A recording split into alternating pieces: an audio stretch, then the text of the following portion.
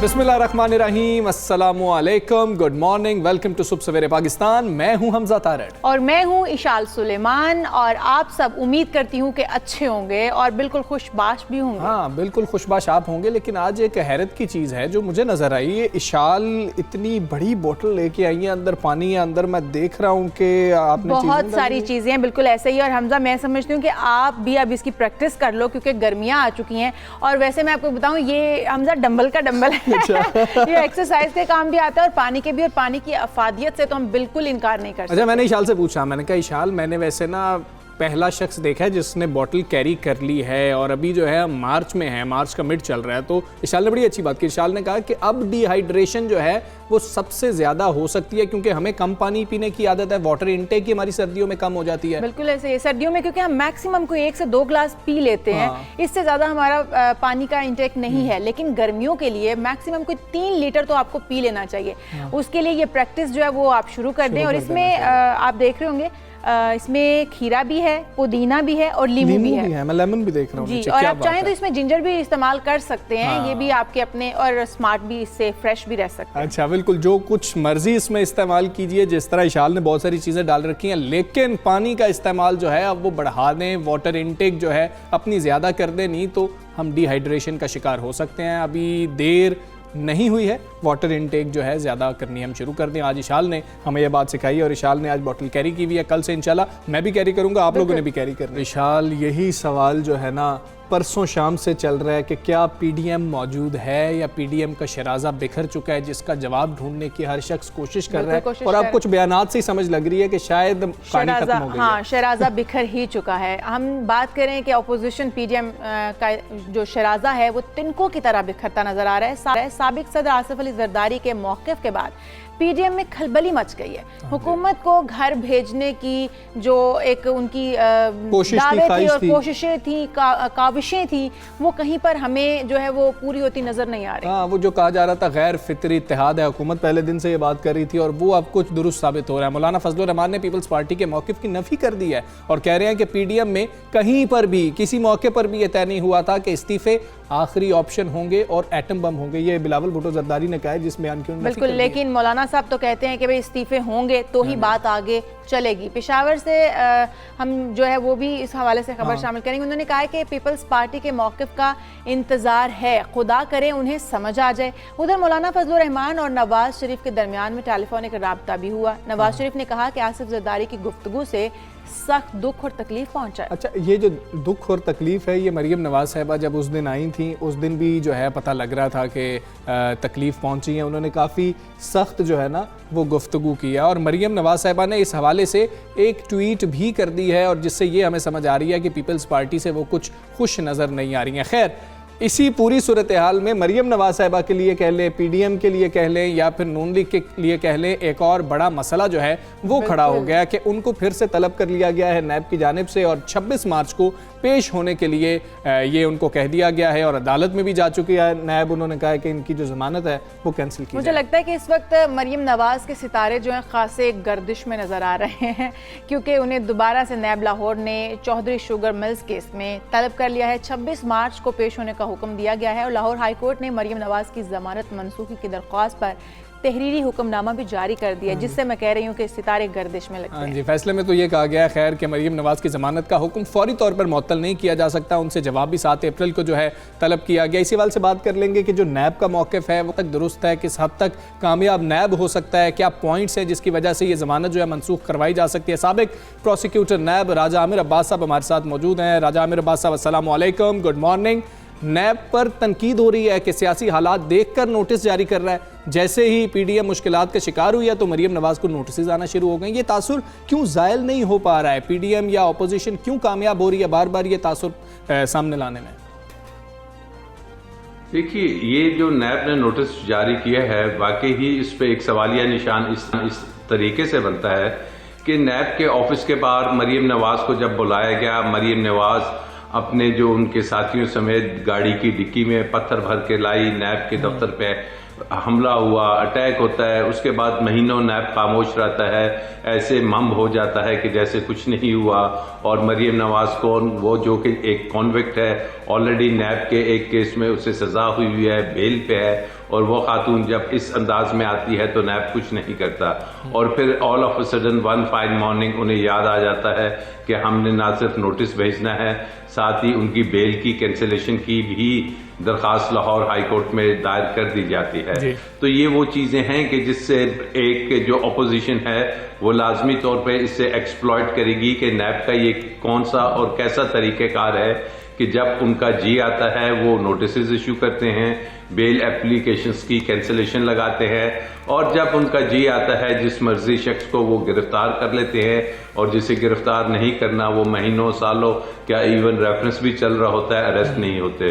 तो there is no doubt कि इससे एक सवालिया निशान, ऑल दो मरियम बीबी की मैं समझता हूं कि जमानत की कैंसिलेशन की दरखास्त बहुत पहले लगा देनी चाहिए थी कि उन्हें जमानत इस पर्पस के लिए नहीं मिली थी कि वो आके यहाँ पे इस किस्म के सियासत करें कि अदारों को मलाइन करें, अदारों के खिलाफ बात करें, चेयरमैन नैब के खिलाफ बात करें। उन्हें तो अपने वालिद की तीमारदारी के लिए मिली थी, तो वालिद तो यहाँ पे हैं ही नहीं पाकिस्तान में, तो वो तीमारदारी किसकी कर रही हैं? क्या उन्हें लाइसेंस दिए गया था कि वो आके अपना पॉलिटिकल एक्टिविटीज करें? तो ये चीजें हैं कि जिसकी वजह से नैब क्वेश्चनेबल बनती है। सही। आमिर साहब, क्या चौधरी शुगर मिल्स केस में तहकीकात के हवाले से कोई पेशरफ्त सामने आई है, और नैब केस किस कदर मजबूत नजर आता है? देखिए, चौधरी शुगर मिल्स के अगर हम केस को देखते हैं और हम जो एविडेंस देखते हैं, और वो जो गवर्नमेंट के नुमाइंदे टीवी पे आके वो तमाम डॉक्यूमेंट्स, वो टीटीज, वो मनी ट्रांजैक्शंस, वो बैंकिंग ट्रेल, और वो तमाम जो डिपॉजिट्स होते हैं, लाखों करोड़ों रुपए इनके अकाउंट्स में लैंड कर रहे हैं, बेनिफिशरीज ये हैं, हमें वो नजर आता है, कोई लिफाफे वाला, कोई पापड़ वाला, और इनके अपने मुलाजमीन जो 10, 12, 15, 20 हजार की तनख्वाहों पे इन्होंने मुलाजमीन रखे हैं, और उनके अकाउंट से अगर करोड़ों रुपए आते हैं और फिर वो हमजा के या सलमान के अकाउंट में जाते हैं या मरियम बीबी के, तो ऑब्वियसली ये वो मनी लॉन्ड्रिंग के शवाहिद हैं कि जो कि काफ़ी हैं किसी भी मुल्जिम को के रेफरेंस फाइल होने के बाद कोर्ट तक ले जाने के लिए। लेकिन मुझे नहीं समझ आ रही कि अगर ये इतने डॉक्यूमेंट्री एविडेंस मौजूद है तो ये डिले किस लिए होता है और इतनी ताखीर क्यों होती है। और यही वो चीज़ें हैं कि जब अदालत में जाया जाता है और नैब वालों से पूछा जाता है तो वहाँ पे खामोशी इख्तियार कर लेते हैं और जवाब नहीं दे पाते। जी ठीक है आमिर अब्बास साहब, मौजूदा हालात में आप समझ रहे हैं कि नैब का मौक़िफ़ इतना मजबूत है कि 7 अप्रैल को मरियम नवाज की जमानत मनसूख हो सकती है? देखिए, मनसूखी के नए शवाहिद के साथ साथ जो सबसे इम्पोर्टेंट चीज़ है वो चीज़ है कि क्या मरियम नवाज कोऑपरेट कर रही हैं, क्या वो तफ्तीशी अफसर के और नैब के बुलाने पे नैब के पास जा रहे हैं, उनके सवालनामे और उनके जवाबात दे रही हैं। क्योंकि जब उनका एटीट्यूड ये होगा कि वो पथराव करती हैं, वो नैब की जो इन्वेस्टिगेशन है उसको हैम्पर करती हैं, उसमें तावन नहीं करती, और उसके अलावा जो एविडेंस है अगर उस पर असरअंदाज हो रही हैं तो ये वो तमाम अवामिल हैं, ये वो तमाम एलिमेंट्स हैं, ये वो तमाम ग्राउंड्स हैं कि जो एक काफ़ी होते हैं बेल को कैंसिल करने के लिए। लेकिन ये तब होगा कि अगर नैब की जो प्रोसिक्यूशन है वो अपना केस सही अंदाज में, दुरुस्त अंदाज में कोर्ट के सामने रखे। लेकिन अगर कोर्ट के सामने जब वो पेश होते हैं तो नैब की जो हम पिछली कारकर्दगी देख रहे हैं 2-3 साल की, वो ये है कि वो टीवी पे या एलानिए में तो ये तमाम बातें कह देते हैं, लेकिन जब कोर्ट उनसे पूछती है तो वहां पे वो कोर्ट को सेटिस्फाई करने में नाकाम रहते हैं, जिसकी वजह से अल्टीमेट कोर्ट्स मजबूर हो जाती हैं कि वो 21 पर्सन्स को कोई ना कोई रिलीफ दे दें। अच्छा आमिर साहब, नैब अपने ऊपर से जानिबदारी का दाग कैसे दूर कर सकती है, कैसे धो सकती है? क्योंकि नैब के नोटिस की टाइमिंग अगर देखें और तहकीकात में पेशरफ्त की रफ्तार देखें तो सियासी माहौल से वाबस्ता नजर आएगी। ये इल्जामात तब ही धुलेंगे कि जब अदालत में नैब अपनी परफॉर्मेंस दिखाएगी, जब हमें पता चलेगा कि अदालतों ने वाकई ही कहा है कि नैब ने बड़ी अच्छी तफ्तीश की है और ऐसे शवाहिद इकट्ठे कर लिए हैं कि जो कि इस मुल्क के उन पब्लिक ऑफिस होल्डर्स को चाहे वो किसी भी पार्टी के हों सजा देने के लिए काफ़ी हैं कि उन्होंने किस तरीके से इस मुल्क से आपका हमारा पब्लिक एक्सचेकर का पैसा लूटा और बैरून मुल्क और अपने अकाउंट्स में अरबों खरबों रुपए के एसेट्स बना लिए। और इसके साथ साथ अगर नैब को ये भी करना होगा कि जो हुकूमती पार्टी है उसके जो जितने भी अरकान हैं जिनकी इन्वेस्टिगेशंस हैं वो जो बारहा हर जलसे में वो 4-5 केसेस का नाम लेते हैं उसे दिस वे और दैट वे डिसाइड करें। अगर उसमें कोई एविडेंस है तो उसको चालान करें, उसको रेफरेंस लेके आएं, और अगर नहीं है तो फिर कभी मालम जबा का सुनते हैं, कभी BRT का सुनते हैं। तो या तो इस तफ्तीश को ख़त्म करें और अगर इस तफ्तीश में कुछ है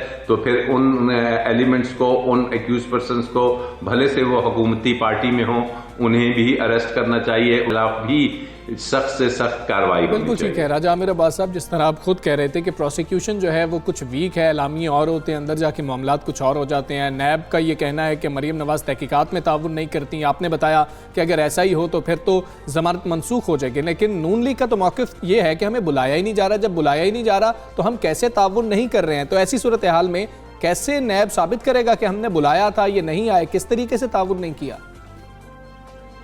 देखिए, बिल्कुल ये मौक़िफ़ नैब का अदालत में ये होगा कि जैसे कि मैंने अभी आपसे कहा कि अगर अदालत को ये साबित कर दें, क्योंकि तहकीकात में वो किस अंदाज में उसके साथ ताउन करेंगी, ताउन करने के लिए उन्हें डॉक्यूमेंट्स जमा कराने हैं, उन्हें जस्टिफिकेशन देनी है कि ये इतने पैसे उनके अकाउंट में कैसे लैंड हो रहे हैं, क्यों आ रहे हैं, कौन सी कंसिडरेशन है। और नैब को ना सिर्फ इसमें ये चौधरी शुगर में कैंसिलेशन लगानी चाहिए, बल्कि वो एवन फील्ड जिसमें नैब की इस्लामाबाद हाई कोर्ट से जहां पे पूछा गया था कि बताइए जिस केस में मरियम बीबी को 7 साल सजा हुई थी कि वो लंदन के अपार्टमेंट्स की कीमत क्या है, जहां पे नैब ने कहा था कि गूगल करके देख लें, तो उस केस में भी बेल कैंसिलेशन लगानी चाहिए कि जनाब इस खातून को जो आपने जमानत दी है, ऑल्दो ये बहुत रेयर होता है कि पाकिस्तान में किसी भी उसमें ये मुजरिमा है, किसी भी मुजरिम को इस अंदाज में सजा के बाद बेल की कंसेशन दी हो और वहां कैंसिलेशन लगाए। ना सिर्फ कैंसिलेशन लगाएं,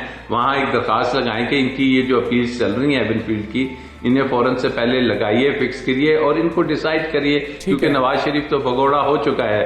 अब सिर्फ रहेगी मरियम और उसका हस्बैंड सफदर, उसके खिलाफ केस को चलाए और उस पर फिर इस्लामाबाद हाई कोर्ट फैसला दे के आया ये इन पे जुर्म साबित हो रहा है या नहीं। अगर हो रहा है तो सजाएं बरकरार रहेंगी। ठीक है राजा आमिर अब्बास, शुक्रिया आपका। सुबह सवेरे पाकिस्तान से आप बात कर रहे थे, मामला यही है कि नैब कैसे साबित करेगा कि ताउन नहीं किया गया जब नून लीग का मौक़िफ़ सामने आ रहा। खैर पता लग जाएगा, जवाब जमा करवाने और 26 मार्च लेकिन आगे बढ़ते हैं हमजा, हम कराची की भी कुछ बात कर लें। कराची आज तक अब यही समझते आए कि कराची बहुत सस्ता तरीन शहर है और इसका शुमार भी होता है। बिल्कुल, शुमार भी इसमें होता है सस्ते तरीन शहरों में, लेकिन इसके बावजूद इंतजामिया के मुकर्रर करदा निर्खों और मार्केट की कीमतों में फ़र्क के एतबार से कराची मुल्क के सबसे ज़्यादा महंगे शहर की हैसियत से सामने आ गया। देखिए, हम यकीन कर सकते हैं कोई इस बात पे, क्योंकि हमेशा से यही सुना कि अगर बड़े शहरों की बात कर ली जाए तो कराची रहने के हिसाब से सबसे सस्ता शहर है। लेकिन जो हम बात कर रहे हैं वो आपको ये बता रहे हैं कि नेशनल प्राइस मॉनिटरिंग कमेटी को बताया गया है कि कराची में DC के निर्खों और सार्फिन के लिए निर्खों में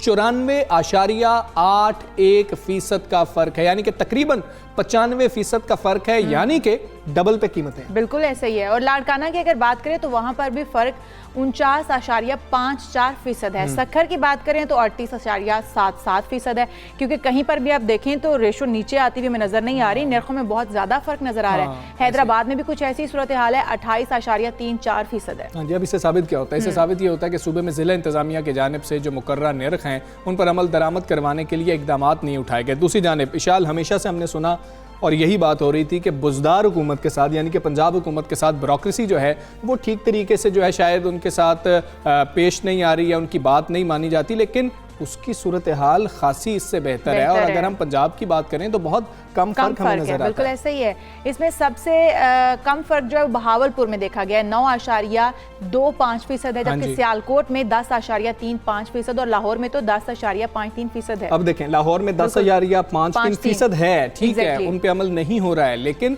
कराची में वो 95 के करीब है। हाँ, यहाँ पर नामे में बहुत ही कम फर्क नजर आ रहा है। हाँ जी, इसी हवाले से हम बात करेंगे। हमारे साथ मौजूद हैं साबिक साबिक ब्यूरोक्रेट तस्नीम नूरानी साहब, अस्सलामु अलैकुम, गुड मॉर्निंग सर। सर, इंतज़ामिया के मुकर्रर करदा जो नर्ख होते हैं और जो मार्केट की कीमतों में फ़र्क होता है, इसके एतबार से अब हमने देख लिया, जो रिपोर्ट भी हमारे सामने आई कि कराची और लाड़काना सबसे ज़्यादा महंगे शहर साबित हो रहे हैं। क्या ये हुकूमत की नाकामी है या इंतज़ामिया की नाकामी है? ब्यूरोक्रेसी का इसमें क्या किरदार हो सकता है? देखिए, ये इसमें मेरा ख्याल आप थोड़ा सा मिसअंडरस्टैंड कर रहे हैं। ये government Pakistan bureau of statistics ने एक नया सिस्टम इजाद किया है, को 2-3 हफ्ते पहले अभी कैबिनेट से अप्रूवल कराई। उसको कहते हैं DSSI, ठीक है, यानी decision support system on inflation. उन्होंने ये कहा कि जी ये जो ज़िले इंतज़ामिया जो प्राय निर्ख सेट करती है, इसको देखने के लिए कि ये निर्ख ठीक सेट किए कि नहीं किए, हम एक सिस्टम बनाएंगे जिसके तहत हम उनको बताएंगे कि DSSI के तहत हर ज़िले में क्या कीमत होनी चाहिए, जो हमारी इंटेलिजेंस और हमारी जो इंफॉर्मेशन है। ठीक है। तो ये जो अजला हैं, ये इन्होंने उस DSSI की जो प्राइसेस से बढ़ के जो मतलब कराची ने 90% और लाड़काना ने 50% फिक्स प्राइस की है। अब वो एक्चुअल दुकानदार किस रेट पे रहा है वो तो अलग चीज़ है। तो उनकी जो कान खींचे जा रहे हैं वो ये है कि आपने ये प्राइस जो हमारे अंदाजे से होनी चाहिए थी, उससे आपने क्यों बढ़ के बनाई है। अभी ये तो मेरा ख्याल है कि कराची की इंतज़ामिया ही बता सकती है कि उनकी क्या वजह होगी, मगर मैं आपसे गुजारिश करूं कि मैं तो इस सिस्टम के ही खिलाफ हूँ। अच्छा, बात यह है कि महंगाई और जो है सस्ता होना, ये तो एक अवामिल बहुत मुख्तलिफ हैं। इसमें सप्लाई और डिमांड की पोजीशन होती है। कोई चीज़ शॉर्ट हो जाती है, बारिश कम हो जाती है, वो सब्ज़ी महंगी हो जाती है। कोई चीज़ की सप्लाई कम हो जाती है तो ज़्यादा हो जाती है, तो सस्ती हो जाती है। तो इस वजह से वो ये गवर्नमेंट का एक बयानिया बन गया है कि जनाब हम ज़िला इंतज़ामिया के ऑर्डर करते हैं कि कीमतें कम कराओ। ठीक है। अब वो कीमतें उस तरह कम नहीं होती। होता ये है, हमारा तजर्बा ये कई सालों से ये है, हम भी ज़िले में रह चुके हैं, कि जब इस किस्म की फिक्सेशन होती है जो अनरियलिस्टिक होती है, तो दुकानदार जो है वो मैजिस्ट्रेट साहब जब आते हैं तो उनको तो वो गंदे आलू जो है छोटे छोटे वो जो है वो दे देता है कि जी ये हमने फिक्स किया आपका। ठीक है। जो असल खाने वाली चीज़ होती है वो मार्केट प्राइस पे ही होती है। अब आपको मैं आज ही अखबार आप पढ़ें तो आप देखेंगे कि पिंडी के दुकानदारों ने चीनी बेचने से इनकार कर दिया। हाँ जी। तो वो पिंडी की दुकानों पे चीनी ख़त्म हो गई। वो कहते हैं जनाब कि हमें 95 रुपए होलसेल पे मिल रही है और इंतज़ामिया कह रही है कि आप 95 पे बेचें या 90 पे बेचें, मुझे नहीं पता। तो हमें तो वाला नहीं खाता, हम तो या तो 100 पे या 105 पे बेच सकते हैं क्योंकि हमें मिली 95 पे रही है। तो उन्होंने कहा जी, उन्होंने नोटिस लगा दिया जनाब हम चीनी नहीं बेच रहे। सर, हमें यहाँ पर ये भी बता दें कि एक तासुर ये आता है गवर्नमेंट की जानिब से कि हमारे साथ जो है ब्यूरोक्रेसी की बात कर ली जाए तो वो उस तरीके से हमें सपोर्ट नहीं कर रही, हमारी बात नहीं मान रही। क्या हुकूमतें तब्दील होने से रवैये तब्दील होते हैं ब्यूरोक्रेसी के, या हुकूमत की जानिब से ऐसी ब्यूरोक्रेसी पे डाल दी जाती है ये बात? देखिए, होता यह है कि आजकल हुकूमतें, ये 3 पार्टियां, पहले 2 पार्टियां थी, और उन 2 पार्टियों के लॉयलिस्ट बन जाते हैं। जो बंदे हाकिम उनको पसंद करते हैं, अब उनको अच्छी पोस्टिंग्स मिलती हैं, तो उस हद तक तो जब नई हुकूमत आती है तो उनको कुछ टाइम लगता है अडेप्ट करने में। मगर मैं बताऊं कि ज़्यादातर जो अफसरान हैं, जो ब्यूरोक्रेसी है, वो तो घर से नौकरी करने निकली है। सही। उसने को PMLN या पीपल्स पार्टी अगर ज्वाइन करनी होती तो सियासत करते, वो तो उस हद तक दोस्तियां रखते हैं कि भाई हमें पोस्टिंग अच्छी मिले, हमें हमारे जो है वो कोई हमारे मसला ना हो। मगर ये कहना कि कोई बंदा फेल करने की कोशिश करेगा इस वजह से कि वो मतलब हुकूमतें जो मंजूर नज़र 4, 5, 10 होते हैं उनको हटा देती है। ठीक है, चलिए वो चंद दिन वो ज़रा अपने हील स्कूल करें, मगर अफसरान पे ये तोहमत के जी आप तो PMLN के बंदे हैं या पीपल्स पार्टी के बंदे हैं, ये दुरुस्त नहीं है। बिकॉज बिल्कुल ठीक है, ये बात दुरुस्त नहीं है। तस्नीम नूरानी साहब, बहुत शुक्रिया आपका। से पाकिस्तान से आप बात कर रहे थे और अहम चीज़ थी, वो कहते हैं कि इससे फ़र्क पड़ता है लेकिन कुछ खास फ़र्क नहीं पड़ता है। खास फ़र्क नहीं पड़ता। इसी पर हम मौक़िफ़ ले लेते हैं। नायब सदर Karachi chamber of commerce and industry Shamsul सलाम खान साहब हमारे साथ मौजूद हैं। बहुत शुक्रिया सर आपके वक्त का। मैं आपसे ये जानना चाहती हूँ, क्या वजह है कि अशिया की कीमतें सिंध के बड़े शहरों में 100% महंगी बिक रही हैं? इसमें मार्केट ट्रेंड का कितना अमल दखल है? पाकिस्तान में अभी जो रिसेंटली जो PBS ने सर्वे शो किया है उसके मुताबिक जो है कराची और फिर सिंध में लाड़काना में बताया गया है कि प्राइसेस बहुत ज़्यादा हाई लेवल पे हैं और उसकी बेसिक वजह यह है कि यहाँ पर जो है अभी तक अगर आप देखें कि एडमिनिस्ट्रेटिव जो है प्राइस कंट्रोल कमेटी जो होती है डीसी की, उन्होंने कोई काम किया नहीं था और वो सिस्टम भी यहाँ पर फॉल्टी है, सही काम नहीं करता। क्योंकि जब ये डीसी की प्राइस लिस्ट निकाली जाती है तो तमाम स्टेक होल्डर्स को बुलाते हैं, जिसमें होल सेलर्स को बुलाते हैं, सब्जी मंडी वालों को बुलाते हैं और फिर उसके बाद अपनी मर्ज़ी की प्राइस डिक्टेट करते हैं और वो प्राइस मार्केट से बहुत ज़्यादा कम होती है। और जब वो मार्केट में प्राइस चेक करने जाते हैं तो फिर एक बहुत बड़ा फ़र्क नज़र आता है और यही चीज़ पीबीएस ने अभी इंडिकेट की है कि कराची और लाड़काना में जो है डीसी प्राइस लिस्ट जो है वो और जो प्रिवेलिंग मार्केट रेट है उसमें बहुत ज़्यादा फ़र्क है। हुकूमत को ये चाहिए था कि इसकी जो आपकी महंगाई का जो असरात शुरू हुए हैं वो आप देखेंगे तो जनवरी फरवरी से ही स्टार्ट हो गया था और उसमें जो इन्फ्लेशन बढ़ने की जो बेसिक वजह है तो वो हुकूमत खुद है। क्योंकि आप देखें बिजली कौन महंगी करता है, हुकूमत महंगी करती है। पेट्रोल की प्राइसेस किसने बढ़ाई, हुकूमत बढ़ाती है। इसी तरह से जो फाइनेंस जिसमें होर्डिंग भी यूज़ होती है, जो पैसों लगता है उसकी जो सप्लाई है स्टेट बैंक की तरफ से है और उसका इंटरेस्ट रेट जो है 7% पे अभी तक रखा हुआ है। क्योंकि पाकिस्तान में आपको महंगाई जो है वो असल में कॉस्ट जी ठीक है। शमसुल इस्लाम साहब, आप क्या समझते हैं कि सिंध में शदीद महंगाई की एक वजह हुकूमती नाअहली भी है? अगर अशिया को हुकूमती रेट पर नहीं बेचा जा रहा तो जिम्मेदारी किस पर आयद होती है? देखिए सिंध में जो है आप देखिएगा कि गंदम का बीच में आप गवर्नमेंट प्रोक्योर करती है और यहाँ पर बीच में गंदम बहुत ज़्यादा महंगी हुई, आटा महंगा हो गया और गंदम जो है वो स्टॉक से रिलीज़ ही कम की गई थी। उसके बाद फिर अचानक और कमी की गई। तो बुनियादी वजह है जब आपका महंगाई बढ़ती है तो हर चीज़ों के ऊपर जो प्रेशर पड़ता है वो पास ऑन होता है दूसरी चीज़ों पे भी। आप जब बेसिक स्टेपल जो है उसको आटे को गंदम को महंगा कर देंगे, उसकी सपोर्ट प्राइस बढ़ा देंगे तो फिर उससे जो है आपका जो है मार्केट के अंदर रिटेल जो प्राइस हो रही होती है फ्लावर की या दूसरी चीज़ों की, उसकी कीमत बढ़ती है। तो हुकूमत ने असल जो रोल था वो करेक्टिव रोल करना चाहिए था। प्राइसेस के अंदर ऐसा चेंज लाते हैं कि सप्लाई और डिमांड के अंदर बहुत ज़्यादा डिस्टॉर्शन नहीं होती।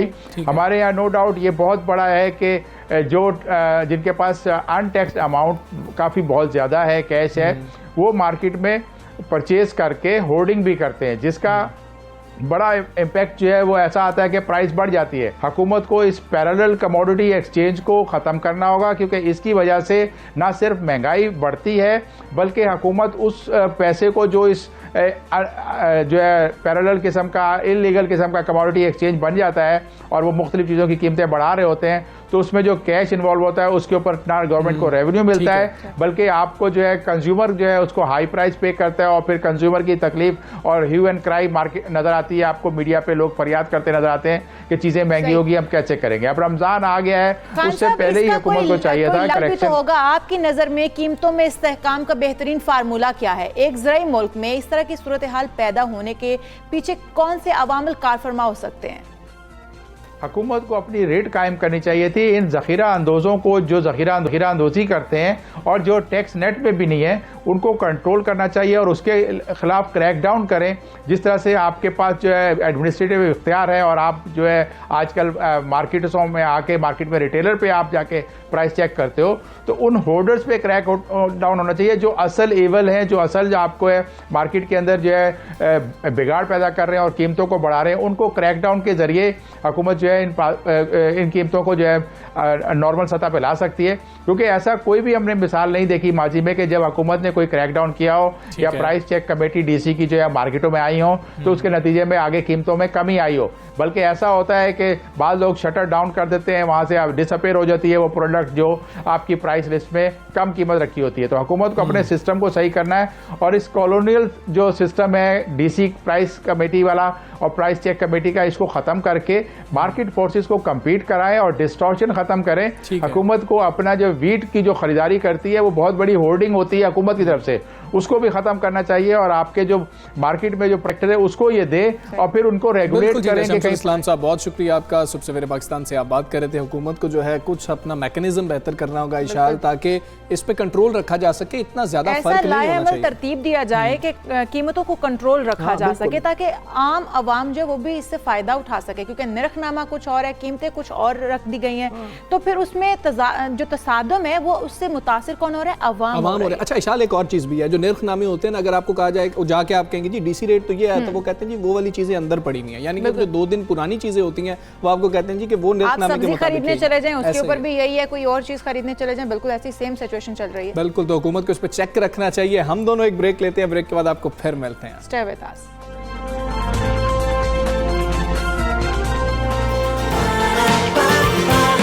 सुबह सवेरे पाकिस्तान,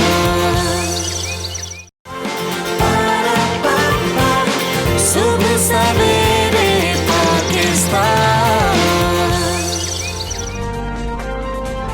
वेलकम बैक टू सुबह सवेरे पाकिस्तान। हम वापस आ चुके हैं और एक बार फिर से बात हो रही है कोरोना वायरस की। हमजा, कोरोना वायरस जो है उसने निज़ाम तालीम को भी बहुत मुतासिर किया हुआ है। निज़ाम तालीम के पीछे हाथ धोकर ही पड़ गया है। बच्चे जो है वो देखा जाए तो पूरा साल ही घर बैठे रहे हैं। बिल्कुल ऐसी है, कम मतलब कि तकरीबन 1 माह अगर कह लिया जाए तो इतना दौरानी है कि जब बच्चे दोबारा स्कूल गए हैं। और अगर हम देखें, हमें कहा गया कि ऑनलाइन बच्चे पढ़ सकते हैं, लेकिन बच्चों के पास इतने वसाइल कहाँ पर हैं कि तमाम बच्चे पढ़ सकते हैं, और तमाम बच्चों को हम एक कैटेगरी के अंदर कैसे डाल सकते हैं कि उनके पास तमाम सहूलतें मौजूद कुछ बच्चों के घर में अगर स्काइप यूज़ करने की फैसिलिटी नहीं है, लैपटॉप या कंप्यूटर सिस्टम नहीं है, तो वो किस तरीके से ऑनलाइन क्लासेस ले सकते हैं, ये भी एक बड़ा मसला था, जिससे लीड क्लास ने तो इस्तिफादा हासिल किया, लेकिन दूसरे बच्चे जो हैं वो इस तालीम के जो तमाम इंतजामात हुकूमत की जानिब से या स्कूल्स की जानिब से किए गए थे उनसे महरूम रह गए। हाँ जी, और आलमी वबा की तीसरी लहर की वजह से जो एक बार फिर तालीमी इदारों पर ताले पड़ चुके हैं, जिससे तलबा का कीमती वक्त जो है वो तो ज़ाया हो रहा है। हम सब जानते हैं। इस मसले पर बात करने के लिए सर्विंग स्कूल अलायंस पाकिस्तान के वफ्द ने जो है वज़ीर तालीम पंजाब मुराद दराज साहब से मुलाकात की और उन्हें मौजूदा सूरत हाल में हफ्ते में 2 दिन स्कूल खोलने की तजवीज़ दी है। साथ 9वीं 10वीं के लिए भी कुछ अलहदा से जो है तजवीज़। अब देखना यह है कि इस तजवीज़ को माना जाता है या नहीं, बच्चे 2 दिन स्कूल जा सकेंगे कि नहीं, क्योंकि इस वक्त इम्तिहानात की भी सूरत हाल चल रही है। कुछ क्लासेस के इम्तिहानात हो रहे हैं, कुछ बच्चे जो हैं उनकी क्योंकि स्टडीज़ तो हुई नहीं है तो वो इसलिए भी परेशान है कि हमने पूरा साल तो घर बैठ के गुजार लिया। तो अब अगर 2 दिन का हो जाता है तो मेरे ख्याल में ये बड़ा अच्छा होगा बच्चों के लिए कि वो तालीम 2 दिन तो ले सकेंगे। देखते हैं हुकूमत इस पे क्या फैसला करती है। सर्विंग स्कूल अलायंस के सदर मियां रिज़ाउर रहमान साहब इस वक्त स्टूडियो में मौजूद हैं, उन्होंने किया, उनसे जानते हैं। रिज़ाउर रहमान साहब, अस्सलाम वालेकुम, गुड मॉर्निंग सर। कल मुलाकात हुई, कैसी रही मुलाकात, क्या तजावीज़ आपने दी, रिस्पॉन्स कैसा था? Thank you very much. सबसे पहले तो 92 न्यूज़ का चैनल का शुक्रिया कि आपने तालीम के लिए इतनी बड़ी एक काविश है, ये आपकी बहुत शुक्रिया। और कल मुराद राज साहब को गुजारिश ये की गई है कि बच्चों का जो एक सिलसिला है तालीम का, उसको बार बार उसमें ब्रेक नहीं आना चाहिए। अच्छा। आज 1 साल 4 दिन हो गए हैं पूरे कोरोना वायरस को आए हुए, और इन 1 साल 4 दिन में एक बच्चा जो है आमतौर पे जो एवरेज है वो 30 डेज स्कूल गया है। अच्छा। तो 30 दिन में वो क्या सीखेगा, 30 दिन में वो क्या पढ़ सकेगा, 30 दिन में वो क्या आउटपुट देगा? एक कोर्स जो कि 9 महीने या 10 महीने या 11 माह तक होता है, क्योंकि 1-2 महीने की छुट्टियां भी बीच में चली जाती हैं ना गर्मियों की, तो वो सिर्फ 1 महीने में कैसे कंप्लीट किया जाए वो कोर्स? जी, एक कोर्स अमूमी तौर पे 180 डेज के ऊपर डिवाइड किया जाता है। 180 डेज बच्चे ने स्कूल जरूर आना होता है। ठीक है। तो अब आप देख लें कि ये उससे 4-5 गुना कम दिन बच्चा स्कूल आएगा। और उसमें भी ये हुआ कि चूँकि बार बार डिस्टॉर्शन आती रही, आप रुकते रहे, कट ऑफ होते रहे, तो अब बच्चा वो लर्न नहीं कर पाता। जैसे मैं आप छोटी सी एग्जांपल देता हूँ, फ्राइडे तक बच्चे पूरा वीक स्कूल आते हैं, Monday to Friday, Saturday Sunday off होता है। जब मंडे को वो दोबारा रीस्टार्ट करते हैं ना, तो उनको मुश्किल पेश आती है। बिल्कुल वो नहीं अपने काम को वो क्वालिटी दे सकते जो वो दे रहे होते हैं। तो 2-4-8 घंटे लगते हैं उनको दोबारा नॉर्मलाइज होने में, या पूरा दिन लग जाता है बाज़ का कुछ बच्चों का, फिर वो जाके नॉर्मलाइज होते हैं। इसी तरह जब हमें समर वेकेशंस होती हैं, 2 माह की छुट्टियां आती हैं, तो जब बच्चे दोबारा सितंबर में स्कूल ज्वाइन करते हैं तो वो बहुत पीछे चले गए होते हैं। फिर स्कूल दोबारा मेहनत करता है, टीचर दोबारा मेहनत करती है और उसको स्टेज पे लेके आती है। तो जब आप बार बार छुट्टियां देते रहेंगे तो बच्चों का तो माइंड मेकअप हो जाएगा कि हमने तो पढ़ने की ज़रूरत ही नहीं है, ना हमारा कोई टारगेट ही नहीं है, हमारा कोई एक होता है ना विजन हम क्रिएट कर लेते हैं कि हमने ये चीज़ें मीट करनी है, वो ही नहीं है। स्टूडेंट लर्निंग आउटकम ही नहीं हम ले पाते हैं, टीचर के लिए बहुत सारे मसाइल आ रहे हैं। तो कल उनको ये गुजारिश की गई कि बराए करम आप कोई ऐसा सिलसिला रखें कि इंतहाई हालात भी अगर हो ना, तो आप उसमें भी स्कूल की कंटिन्यूटी को बरकरार रखें। अच्छा। एटलीस्ट 1 डे बच्चों को वीक में स्कूल आने दें। अच्छा। 1 डे का गुजारिश उनको 1 डे की ये की कि आधे बच्चे 1 डे आ जाएं, 3 दिन के बाद अगले जो ऑल्टरनेट डेज पे वो बच्चे आ जाएं। तो एटलीस्ट बच्चा हफ्ते में 1 दिन स्कूल चला जाएगा और वो अपने टीचर के साथ इंटैक्ट रहेगा। रिस्पॉन्स कैसा था? अच्छा रिस्पांस था, उन्होंने उम्मीद अफजा था। उम्मीद अब से है, जब से वज़ीर-ए-आज़म साहब से बात हुई है हमें तो बहुत सारी उम्मीदें बन गई हैं कि इमरान खान साहब ज़रूर बच्चों की तालीम के लिए कुछ बेहतर करेंगे, कुछ ऐसा करेंगे कि बच्चों का नुकसान रिकवर किया जा सके। इस हवाले से अगर हम बात कर लें कि स्कूल जब बंद होते हैं तो असातिज़ा जो हैं उनको क्या स्कूल की फ़ीसें तो वहीं की वहीं रहती हैं, मतलब आपको बच्चों को कभी भी उससे इस्तिस्ना नहीं मिला पेरेंट्स को कि वो स्कूल की फ़ीस पे ना करें, कि अगर 10 माह स्कूल नहीं चले हैं तो आप फ़ीस भी पे ना करें, बच्चों के वालिदैन तो फ़ीस पे करते रहे हैं। तो क्या असातिज़ा जो हैं उनको भी किसी किस्म का रिलीफ इसमें दिया गया कि या उनकी तनख्वाहें जो वो रोक ली गई? कुछ शिकायतें आई थी कि टीचर्स परेशान हैं इस हवाले से। बिल्कुल ठीक कह रही हैं मिस इशाल, आपने बिल्कुल ठीक कहा है। एक्चुअली देखें जो तकरीबन आपके ज़हन में ये आपने ये भी सुना होगा कि तकरीबन 10,000 प्राइवेट स्कूल बंद हो गए हैं। बंद होने की रीज़न क्या है कि फ़ीस नहीं उनको आई, उनके पास वो अपने सोर्सेज को पूरा करने के लिए एक्सपेंडिचर्स के लिए अमाउंट नहीं आई या फ़ी नहीं आई तो वो बंद हो गए। इसी तरह एक्चुअली हुआ ये है कि जब ये सारा प्रॉब्लम शुरू हुआ ना तो कुछ इसको मिसमैनेज कर दिया गया, पेरेंट्स को मैसेज दे दिया गया कि जी आप फ़ीस जमा ना कराएं, आप ये काम ना करें, जिससे क्या हुआ कि पेरेंट्स ने समझ लिया कि हमने स्कूल की फ़ीस जमा नहीं करानी। जो बड़े स्कूल हैं, जो एलीट स्कूल्स आते हैं, वहाँ तो देखें हर सूरत में आपने फ़ीस जमा करवानी है। वो फैमिलीज़ वो वहाँ जा रही हैं जो ऑलरेडी इसको अफोर्ड करती हैं। लेकिन जो आम स्कूल हैं, सर्विंग स्कूल्स हैं, ये वो स्कूल्स हैं जहाँ पे बिल्कुल एक मिडिल क्लास लोग रहते हैं, मिडिल क्लास लोग वहाँ पे अपने बच्चों को पढ़ाते हैं, वाइट कॉलर लोग हैं, उनकी बड़ी एक लिमिटेड सी सैलरी होती है। तो जब उनको ये मैसेज गया कि फ़ीस जमा नहीं करवानी तो उनमें से बेशुमार लोगों ने फ़ीस जमा नहीं कराई। मेरा ख्याल है कि अगर इसको कैलकुलेट में आपको एक मुहतात अंदाज़ा दूं तो मेरा ख्याल है कि 40 से 50% पेरेंट्स ने अपने बच्चों की फ़ीस स्कूल में नहीं जमा कराई, अफोर्ड नहीं कर सकते, जिसकी वजह से फिर पेरेंट्स को, टीचर्स को भी नहीं दी गई तब। एग्जैक्टली हुआ ऐसा, कहीं बाज़ जगह पे ये भी हुआ कि टीचर को सैलरी नहीं दी गई। लेकिन आप इसमें ये भी देखें कि जब इतने आजकल ये भी बात आ रही है कि 10 लाख बच्चा आउट ऑफ स्कूल हो गया है, उसकी रीज़न भी यही है कि वो फ़ी नहीं पे कर सके या उन्होंने फ़ी जमा नहीं कराई और उनका माइंड मेकअप हो गया कि अब तो पूरा साल स्कूल बंद रहने, जब स्कूल रेगुलराइज होंगे फिर हम अपने बच्चों को स्कूल में एडमिट करवा लेंगे। रिज़ा रहमान साहब, हमें आप ये भी बताएं कि ऑनलाइन स्कूल हमने देखा कि बच्चे ऑनलाइन जो है स्टडी कर रहे थे, क्या वो मॉडल पाकिस्तान में अभी 1 साल हमें पूरा हो गया, अभी ठीक है या हमें मज़ीद वक्त लगेगा उस मॉडल पे जाने के लिए? साथ जो एग्ज़ाम्स होने हैं, मैट्रिक में जाके बच्चे मेरिट को देख रहे होते हैं, हमने कौन से कॉलेजेस में जाना है, कैम्ब्रिज का अभी तक कंफर्म ही नहीं हो रहा, एग्ज़ाम होने हैं, इन्होंने लेने हैं, दुनिया और बातें कर रही है, ये क्या हालात है? देखिए जो कॉन्टेम्प्रेरी लर्निंग है वो कभी भी ऑनलाइन लर्निंग का मुतबादल उसका कोई भी नहीं हो सकता। ऑनलाइन लर्निंग का एक बिल्कुल एक डिफरेंट मॉड है, आप कह लें कि एक बहुत मुनासिब सी मकदार में आप उससे नॉलेज, इन्फॉर्मेशन और आप उससे कुछ हासिल कर सकते हैं। लेकिन जो कॉन्टेम्प्रेरी लर्निंग है उससे आप सारा कुछ करते हैं और ये सदियों से चलती आ रही है और मेरा ख्याल है ये कभी ख़त्म नहीं हो सकती। फिर यूनिवर्सिटीज़ की ज़रूरत नहीं है। अभी इसकी एक और एग्जांपल ये देख लीजिए कि अगर किसी को पता लगे ना जी आपने ऑनलाइन डिग्री की हुई है, चाहे आपने हार्वर्ड से क्यों नहीं की हुई है, तो वो आपको कोई वेटेज नहीं मिलती है, आपको ह्यूमन रिसोर्स वहाँ पे अप्रिशिएट नहीं करता।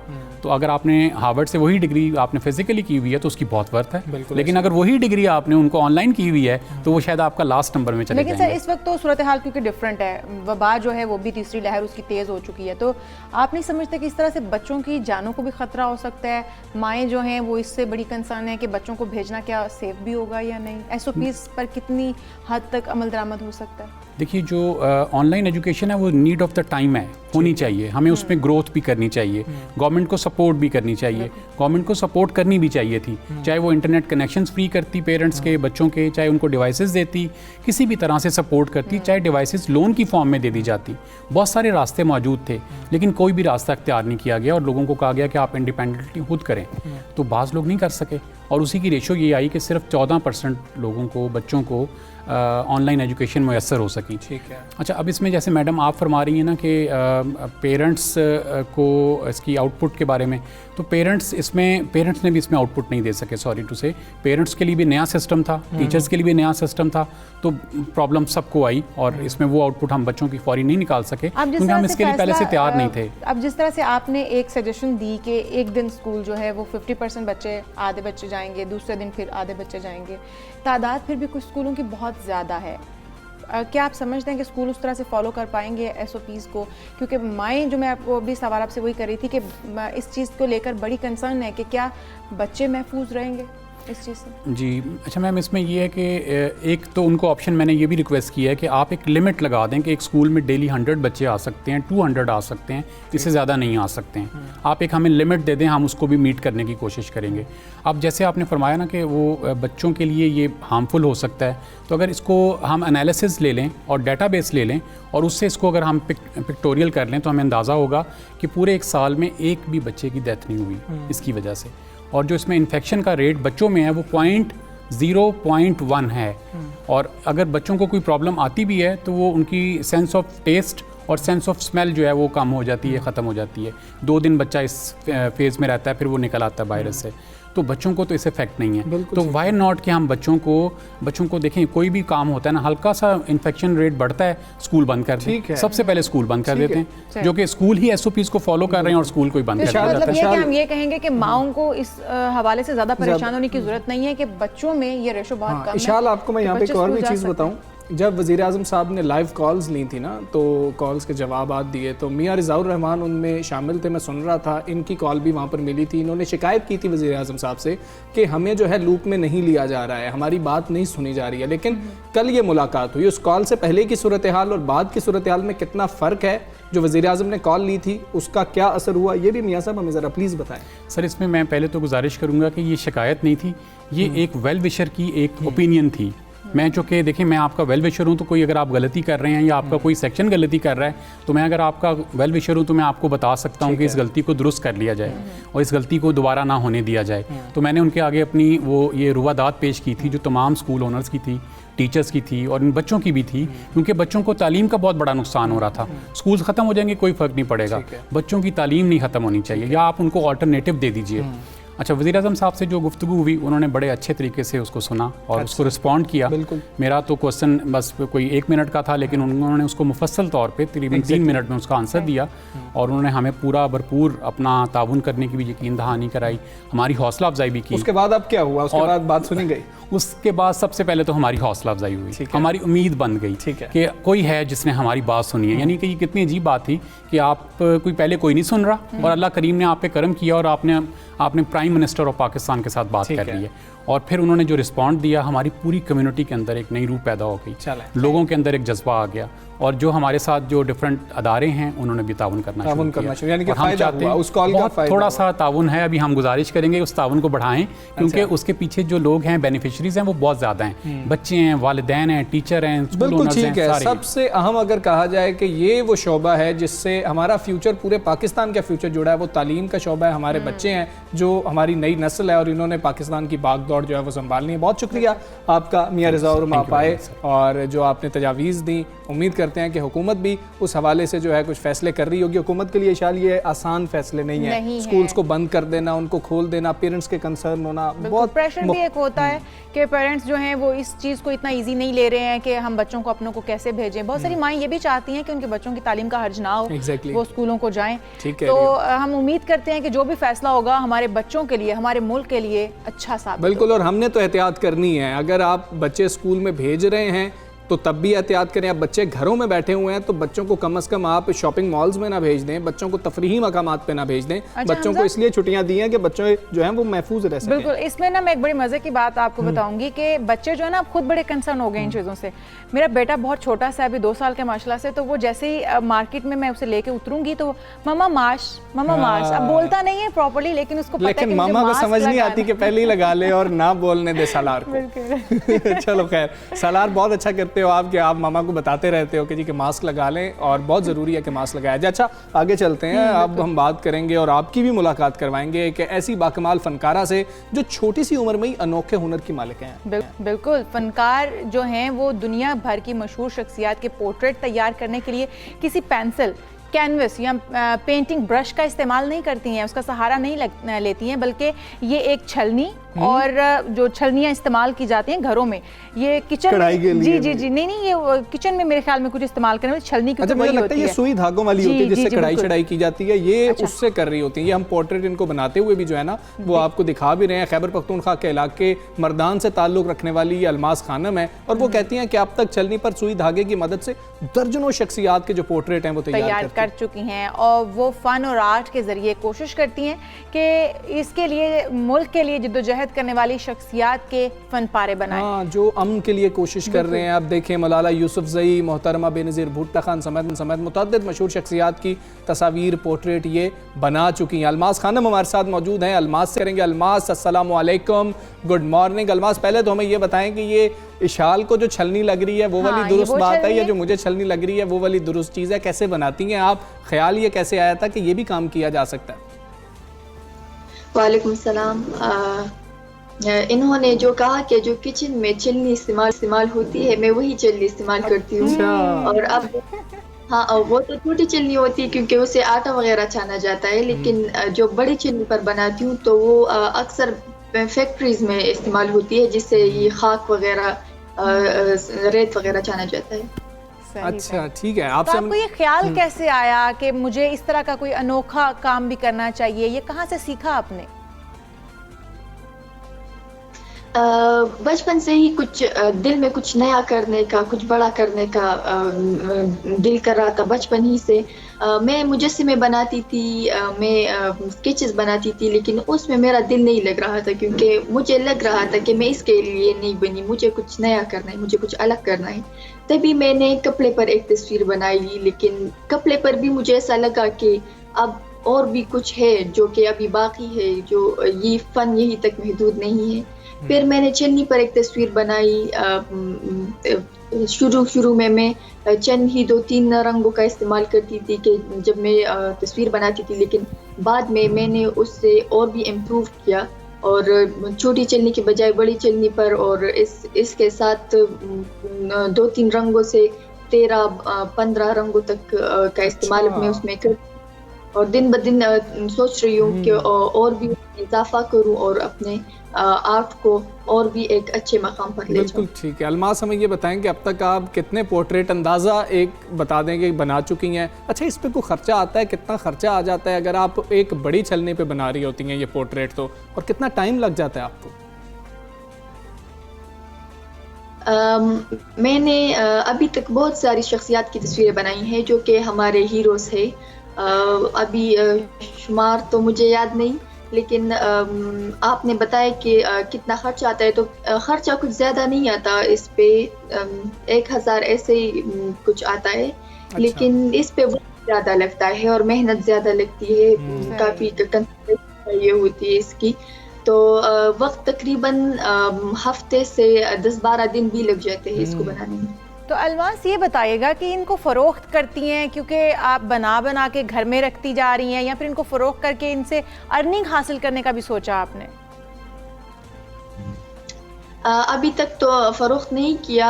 अच्छा। क्योंकि जो हमारे हीरोज़ है, जैसे कि मैंने अब्दुलसत्तार ईदी की बनाई है, मलाला यूसुफजई की बनाई है और बादशाह खान, ऐसे जो शख्सियात है हमारे, तो वो तो अब इस दुनिया में नहीं है। लेकिन अभी मैं सोच रही हूँ कि इसको मैं अपने इकोनॉमी की शक्ल दे दूँ, और क्योंकि चाहती हूँ कि अपने एक इकोनॉमी बनाऊँ और फिर मैं अपने इस काम को प्रोफेशनल। ठीक है अलमास, आप 2 ऑर्डर तो बुक कर लें, मेरा और इशाल का, कि हम तो आपको ऑर्डर देंगे। आप जैसी बुकिंग का आगाज़ करेंगी आपने हमें बता देना है, हम आपको वो ऑर्डर जो है ना फौरी भेज देंगे। सीखा आपने कहाँ से था, या खुद ही सीख गई? कढ़ाई का शौक़ था जहाँ से ये शौक़ जन्म लिया, या बिल्कुल मुनफरिद चीज़ है, कोई और सीखने के लिए आपके पास आता है कि हमें भी सिखा दो?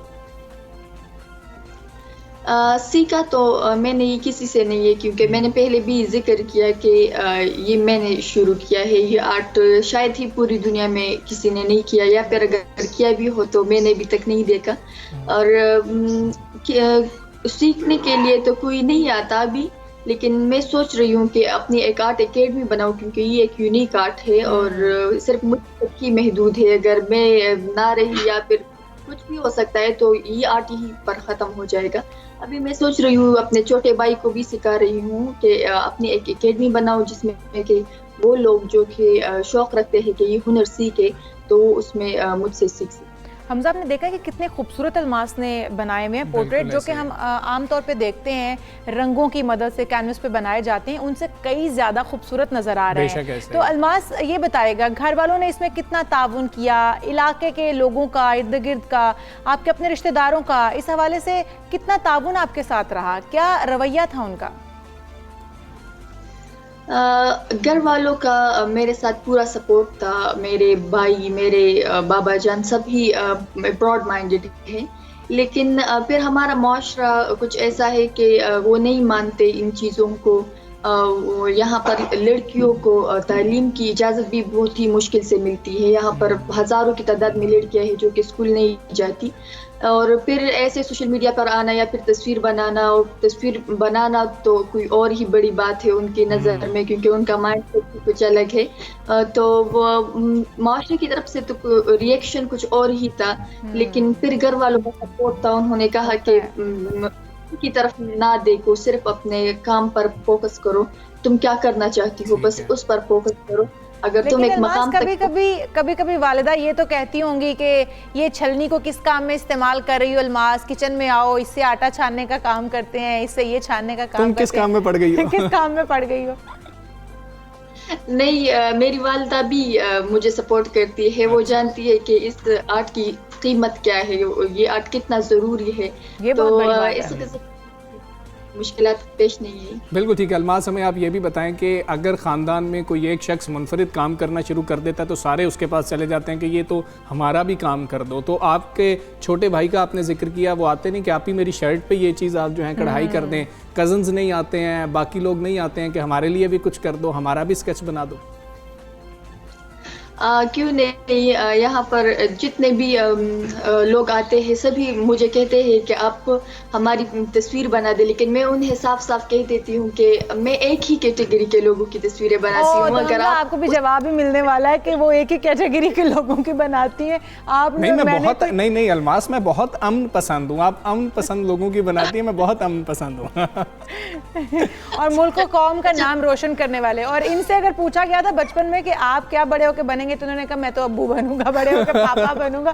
तो आपने कौन सा मुल्क और कौम का नाम रोशन किया है भाई, जो आपका वो पोर्ट्रेट बना है? बहुत शुक्रिया आपका, थैंक यू वेरी मच। आप हमारे प्रोग्राम का हिस्सा नहीं, और आप बेहतरीन काम कर रही हैं, मुनफरिद काम कर रही हैं। और उनकी सोच देखें, उनकी ये सोच है कि मैंने बस ये जो अमन पसंद लोग हैं इन लोगों के पोर्ट्रेट बनाने हैं, और अभी तक उन्होंने अपना एक भी फनपारा बेचा नहीं है। लेकिन जैसी बुकिंग शुरू होगी, मैं और इशाल जो है बिल्कुल, अगर अलमास मान गई तो हम दोनों यकीनन बनवाएंगे। हम भी बहुत अमन पसंद लोग। बिल्कुल ऐसे ही है। और देखें, टैलेंट चाहे जो भी हो, हमें उसको अप्रिशिएट करना चाहिए। फैमिली के अंदर बहुत ज़्यादा ज़रूरत होती है कि आपकी फैमिली सबसे पहले उसको अप्रिशिएट करे, कहें कि हाँ इस काम को जारी रखो। और जब पेरेंट्स या बहन भाई ये कह देते हैं कि नहीं ये काम नहीं करना चाहिए, तो वो जो आर्ट है उस आर्टिस्ट का वो उसी वक्त खत्म हो जाता है, और शायद वो आर्ट दुनिया में किसी और के पास हो ही ना। जैसा हमने फैमिली, एक खानदान ही आपका हिम्मत, आपका हौसला और आपका अज़्म हो सकती है। बिल्कुल ठीक है। एक ब्रेक लेते हैं इशाल, और ब्रेक के बाद आपको फिर मिलते हैं। Stay with us.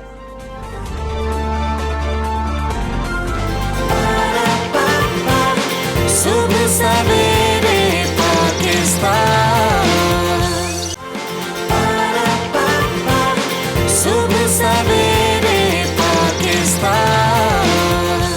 सबसे पहले बात करेंगे पुलिस इस्लाहात का बहुत ज़्यादा जिक्र होता है, फिर उसके ऊपर सवालात ये भी आते हैं कि पुलिस के पास उतने फंड्स भी मौजूद हैं कि नहीं हैं कि वो इस्लाहात की जा सके। बिल्कुल वसाइल हैं या नहीं। इस्लामाबाद पुलिस का शहरियों की सहूलत के लिए एक अच्छा इकदाम है। पहली दफ़ा जदीद खुदकार ई पुलिस डेस्क जो है वो मुतारिफ करा दिया गया है, जिसके तहत शहरी बगैर किसी ह्यूमन इंटरेक्शन के अपना केस या अपनी शिकायत को इंतहाई कम वक्त में दर्ज करा सकते हैं, या उनकी सुनवाई बहुत जल्दी हो सकती है। इस तरह से बिल्कुल इसी हवाले से आईजी इस्लामाबाद काजी जमीलुर रहमान साहब ने सुपरमार्केट में ई डेस्क का इफ्तिताह किया, और इस मौके पर उनका कहना था कि ये डेस्क सिस्टम को जदीद टेक्नोलॉजी से लेस किया गया है, और अगर किसी शहरी के साथ कोई भी नाखुशगवार वाकया पेश आए तो उसको थाने में जाने की जरूरत नहीं पड़ेगी, और लोग जो है कतराते हैं थानों में जाने से। बिल्कुल ऐसा ही है, क्योंकि एक तो तरीका कार बड़ा लंबा चौड़ा होता है कि आप उस डेस्क पे जाएं, उस डेस्क पे जाएं, दरख्वास्त दें, ये करें वो करें, लेकिन अब आपको किसी से अट्रैक्शन की ज़रूरत नहीं है, आपको किसी को कहने की ज़रूरत नहीं है। इस खुदकार जदीद निज़ाम से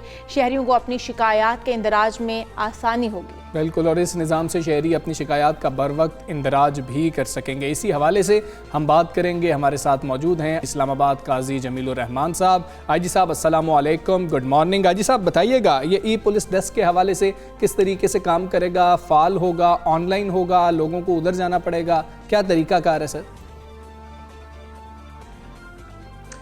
thank you very much ji, बहुत मेहरबानी, आपने हमें टाइम दिया। देखें, बात यह है कि हम कोशिश कर रहे हैं कि जितने ज़्यादा से ज़्यादा ज़राए हम लोगों को दे सकें कि वो अपनी कंप्लेंट्स कर सकें, वो अपने मसाइल बता सकें, उसमें ये एक ई डेस्क का सिस्टम है।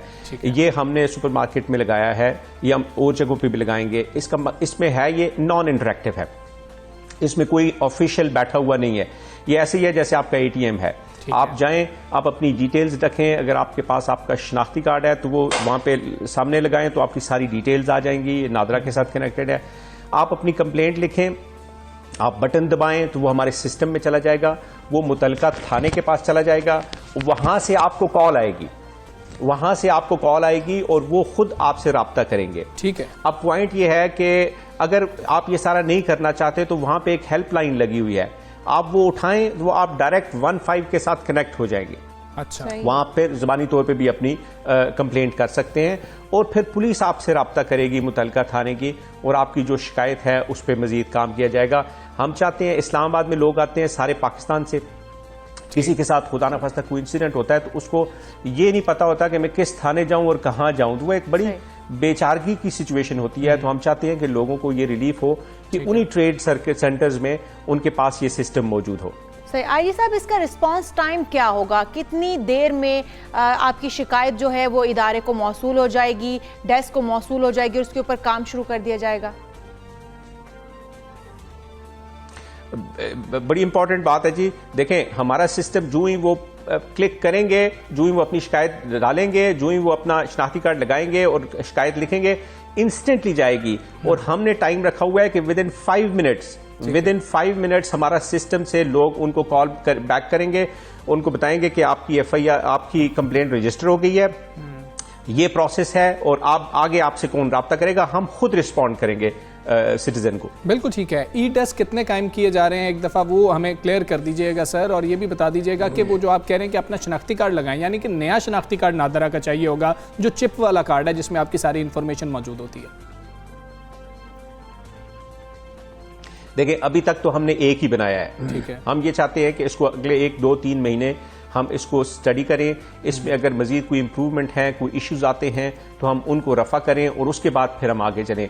प्लान ये है कि हम इंशाल्लाह इस्लामाबाद के जितने बड़े ट्रेड सेंटर्स हैं जहाँ पे सारा दिन लोग आते हैं, शॉपिंग करते हैं, बट फैमिलीज के साथ आते हैं, खाने खाते हैं, हम उन सब जगहों पे लोगों को फैसिलिटेट करें ताकि खुदा न खास्ता कहीं भी कोई प्रॉब्लम हो तो लोग हम तक रिस्पॉन्ड कर सकें। बिल्कुल ठीक है जी साहब। ये कम्युनिटी पॉलिसिंग के हवाले से बताइएगा। राबता मुहिम थी जिसके अंदर अफसरान को कहा जा रहा था कि वो लोगों से मुलाकात करें, इसमें मुख्तलिफ क्या है? क्या पहले ये प्रैक्टिस कभी भी नहीं हुई है? इससे हमें फ़ायदा क्या होगा, अवाम का फ़ायदा क्या है?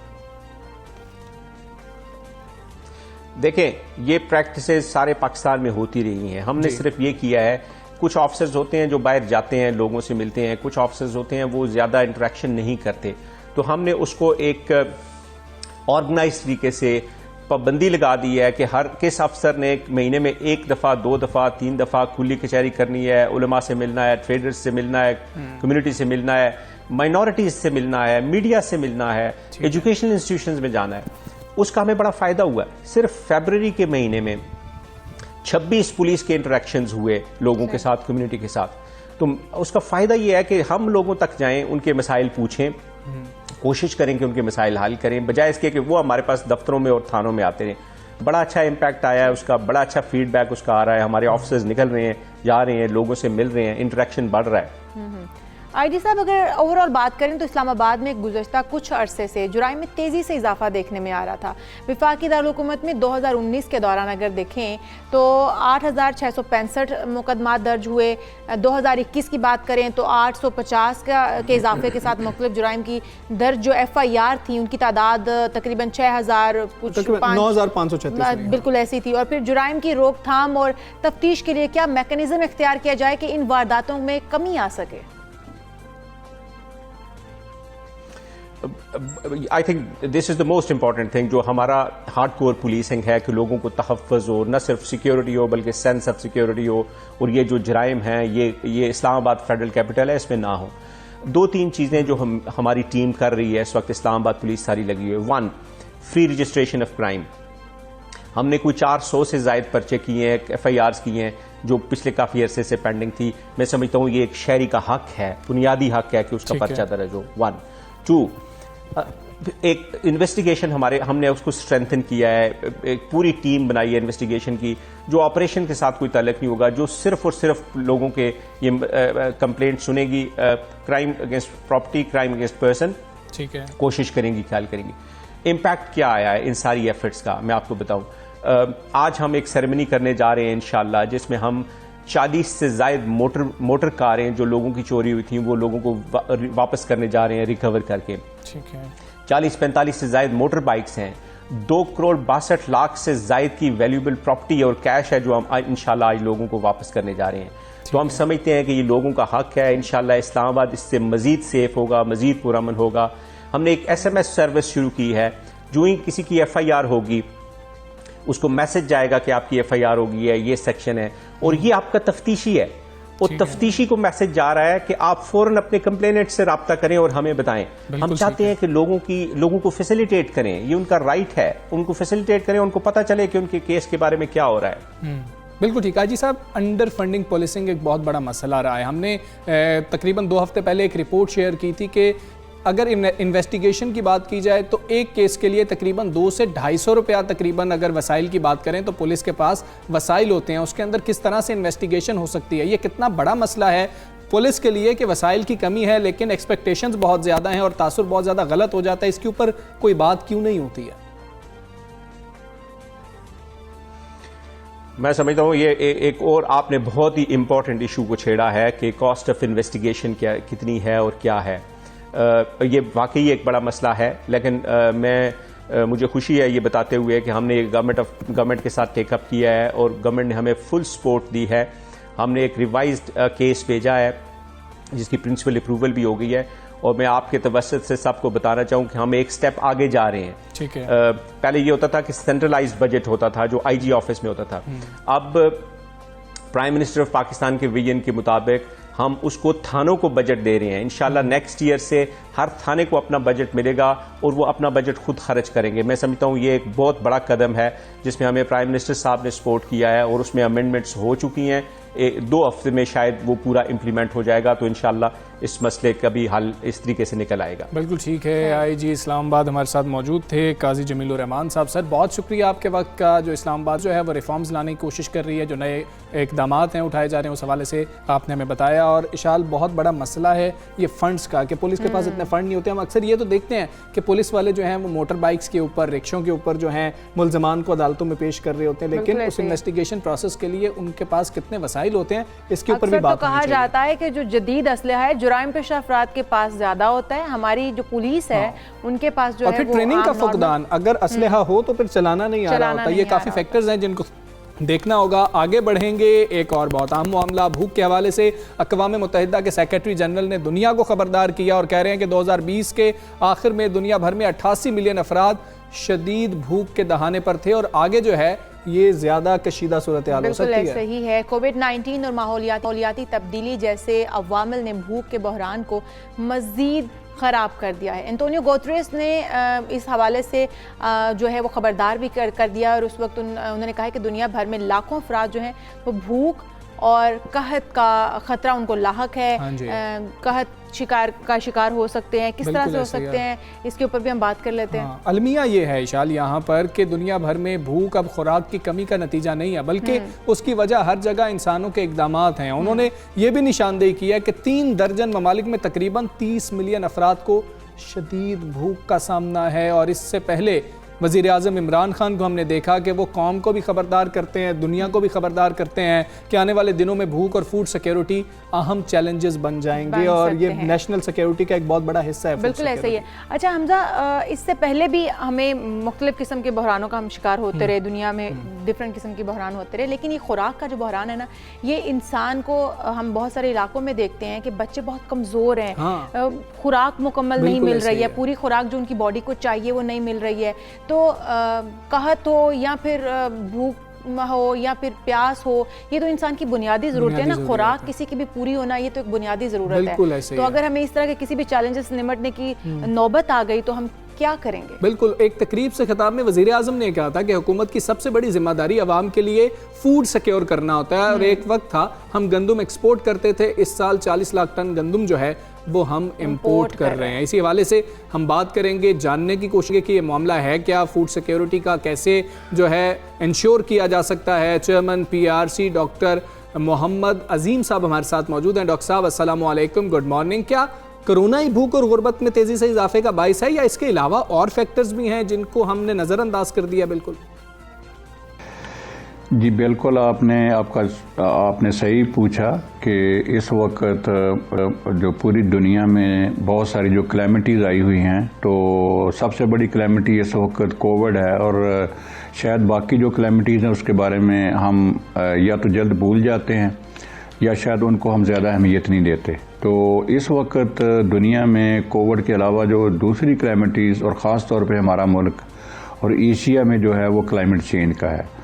हम कभी तो पिछले 2 साल जो है ज़्यादा बारिशों का शिकार रहे, इस साल समर में भी जो है ज़्यादा बारिशें हुई और हमारी कॉटन की फसल तबाह हुई।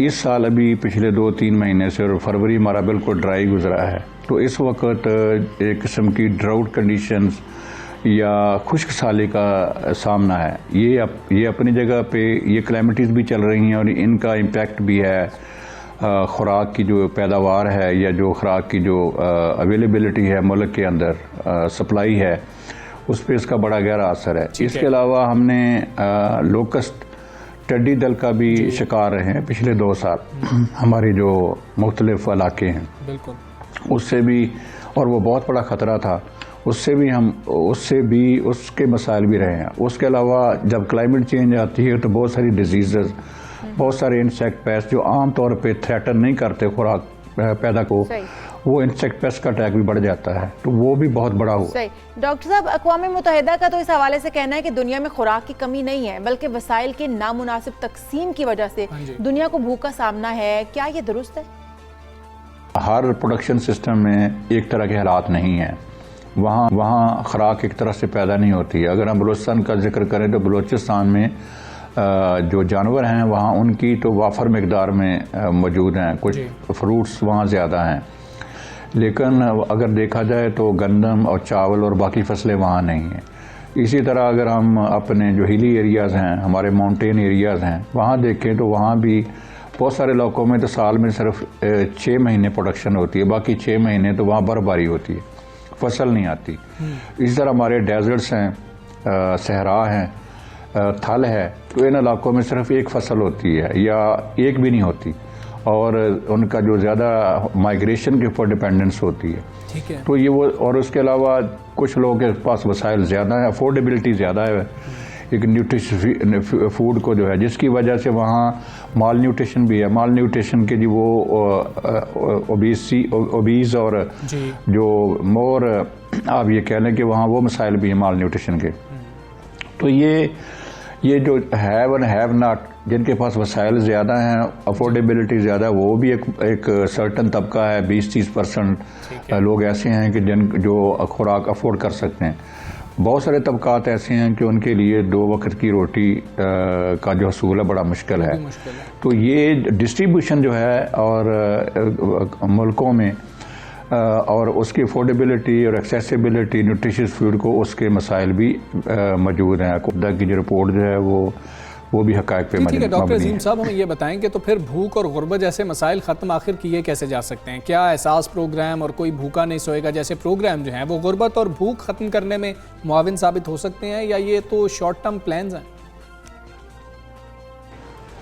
असल में ना इस वक्त जो इमरजेंसी है ना मुल्क के अंदर और जो भूख जो बढ़ रही है उसमें इमरजेंसी में जैसे कोविड है, बहुत सारे लोगों के लिए मुलाजमतें ख़त्म हो गई क्योंकि एम्प्लॉयमेंट हमारी बुरी तरह मुतासर हुई है, जो हमारी इंडस्ट्रीज़ बंद रही हैं। इसके अलावा जो कारोबारी हालात जो हैं वो उसमें फ़र्क आया तो अनएम्प्लॉयमेंट बहुत ज़्यादा बढ़ी। तो ये तो एक होता है इमरजेंसी की सूरत हाल में इमरजेंसी मेयर्स, जिसमें एहसास प्रोग्राम ने लोगों को रिलीफ दिया वक्ती तौर पे, लेकिन ये कोई परमानेंट हाल नहीं होते। जब तक कि हम लोगों की जो गुजर बसर है उसके लिए ज़्यादा मौके, अपनी सनत हमारी तरक्की करेगी, रोज़गार के मौके ज़्यादा से ज़्यादा पैदा हों, हमारी पैदावार बढ़े, हमारा जो पैदावार को जो सनतें जो हैं जो उस पैदावार को वैल्यू एडिशन की तरफ लेके जाती हैं वो तरक्की करें, वो आगे बढ़ें, तो तब कहीं जाके जो है ये जो लोगों को रिलीफ मिलता है। तो ये रिलीफ इमरजेंसी की शक्ल में है और वो रिक्वायर्ड भी था कि जी हर चीज़ बंद थी तो लोगों के पास वसाइल नहीं थे, तो उस हवाले से एहसास प्रोग्राम ने एक कैश पेमेंट की जिससे किसी हद तक लोगों को रिलीफ मिला। लेकिन ये परमानेंट हाल नहीं है। अगर इस मसले को एक सस्टेनेबल वे में या एक पायदार इसका हल निकालना है तो उसके लिए बहुत सारी चीज़ें और करनी डॉक्टर साहब, अगर हम आपसे मैं जानना चाहूँगी कि फूड सिक्योरिटी जो है वो मुल्क में आगे जाकर कितना बड़ा चैलेंज साबित हो सकती है, जिसका जिक्र वज़ीर आज़म इमरान खान ने भी किया। बिल्कुल, ये बहुत बड़ा चैलेंज है। देखें, पिछले 10-12 सालों से मुल्क के अंदर गंदम की फरावानी थी, इसी तरह चीनी की फरावानी थी। इस साल हमें कोई 3.5 कोई 35 लाख टन के करीब हमने गंदम इंपोर्ट की है और उस हवाले से कोई $1 बिलियन की उसके ऊपर जो कि हमारा पाकिस्तानी रुपयों में 170 बिलियन रुपीस बनते हैं। इतनी बड़ी जो है हमारी इकॉनमी जो है वो मुतासर हुई है, हमारा फॉरेन एक्सचेंज हमारे हाथ से गया है। तो ये सारे जो चीज़ें हैं, इस वक्त जो सूरत हाल है वो वाकई बड़ी गंभीर है। गो हमने इस साल ज़रा ज़्यादा प्रोडक्शन की है, रिकॉर्ड प्रोडक्शन हुई हमारी मकई की भी, मेज़ की भी और इसी तरह से चावल की भी, और वहाँ से कुछ ना कुछ कंपनसेशन होगी हमारी एक्सपोर्ट के हवाले से। लेकिन हमारी जो मेन फूड है और इसी तरह हमारी जो दालें हैं, और इस साल फिर ये खुश्क साली रही है और चने की पैदावार अभी 15-20 दिन में आने वाली है, तो बुरी तरह चना हमारा मुतासर हुआ है और उसमें भी हमारा इम्पोर्ट बिल बढ़ेगा। तो ये सारी चीज़ें इस वक्त मुख्तलिफ अंदाज में, कुछ चीज़ों में बेहतरी आई है, कुछ चीज़ों में इस वक्त क्लाइमेट चेंज के हवाले से प्रोडक्शन जो है मुतासर हुई है। तो ये सारे इस वक्त जो मसाइल हैं, इस हवाले से हमें अब शायद बड़े लेवल के इन्वेस्टमेंट करनी पड़े कि हम ये जो क्लाइमेट चेंज के जो रिस्क हैं उस हवाले से अपनी रिसर्च को भी और उसके अलावा जो हमारी इन्वेस्टमेंट्स हैं इस सेक्टर में, ताकि लोगों को वो कोपिंग मैकेनिज़्म या उनकी रेजिलियंस जो है, अडाप्टेशन है, वो बेहतर हो सके और हम इस सारे सिनेरियो बेहतर तरीके से टैकल कर सकें। ये डॉक्टर साहब, एक और बड़ा अहम मसला है कि हम देख रहे हैं एग्रीकल्चर लैंड की जगह जो है अब हाउसिंग सोसाइटीज़ बनाई जा रही हैं, जिसको सुप्रीम कोर्ट भी ये बात कर रही है कि कंक्रीट का जंगल है जो बनाया जा रहा है। क्या फसलों की जगह हाउसिंग सोसाइटीज़ बनना भी फूड सिक्योरिटी के लिए बहुत बड़ा चैलेंज हो सकता है और बन रहा है? और हम देखते हैं कि बहरान आ जाता है, कभी गंदम का बहरान आ जाता है और उनकी बड़े पैमाने पर दरामद भी करनी पड़ती है। क्या हमें आने वाले मुश्किल हालात से निपटने के लिए ये चीज़ें मुतनब्बे नहीं कर रही कि हमें अब इक़दाम कर लेने चाहिए? मेरा ख्याल इसमें तो कोई दो राय नहीं है। बहुत सारी हमारी सिविल सोसाइटी की ऑर्गेनाइजेशन इसकी तरफ बार बार निशानदही करती हैं और बिल्कुल सही करती हैं कि अगर कॉलोनीज, और आपने देखा है कि मुल्तान जैसे शहर के इर्द गिर्द आमों के बागात थे, वहाँ अब हज़ारों एकड़ अराजी जो है ना वो कॉलोनियों की नज़र हो गई है। बाकी फैसलाबाद जैसे शहर में भी यही है। इन शहरों के साइज़ जो है डबल ट्रिपल हो गए हैं और जो ज़रख़ीज़ ज़मीनें थी इनके इर्द गिर्द वो जो है हाउसिंग सोसाइटीज़ में कन्वर्ट हुई हैं, इसमें तो कोई शक नहीं है। और ये प्रोविंशियल गवर्नमेंट को, जो मुतल्लिक़ा अदारे हैं, इनको बड़ा तेज़ी से रेगुलेट करना होगा और को पॉलिसी बनानी होगी कि बड़े बड़े फार्म हाउसेस की बजाय हमें वर्टिकल बिल्डिंग को रवाज देना होगा, जिससे जो है हमारी जो ज़रख़ीज़ ज़मीनें हैं वो बच सकें। और इस वक्त तो लाखों कॉलोनियाँ इस वक्त ज़ेर तामीर है, बहुत सारे मनसूबे। बहुत शुक्रिया आपका। सबसे पहले पाकिस्तान से आप बात कर रहे थे, फूड सिक्योरिटी बहुत बड़ा मसला है, वज़ीर आज़म बार बार इसकी निशानदेही कर रहे हैं और इस तरफ जो है सबकी तवज्जो जो है मबज़ूल करवा रहे हैं कि ये बहुत आने वाले दिनों में अहम मसला होगा, अहम मसला हो सकता है। और हमजा, आपने कभी थर पार्कर के बच्चों को देखा है कितने कमज़ोर, उनमें जो है खुराक की कमी की वजह से ग्रोथ, जिसका वज़ीर आज़म ग्रोथ नहीं हो पाती है उन बच्चों की, तो ये एक बहुत बड़ा मसला है यकीनन। अभी हम एक ब्रेक लेंगे, ब्रेक के बाद आपको फिर मिलते हैं। Stay with us.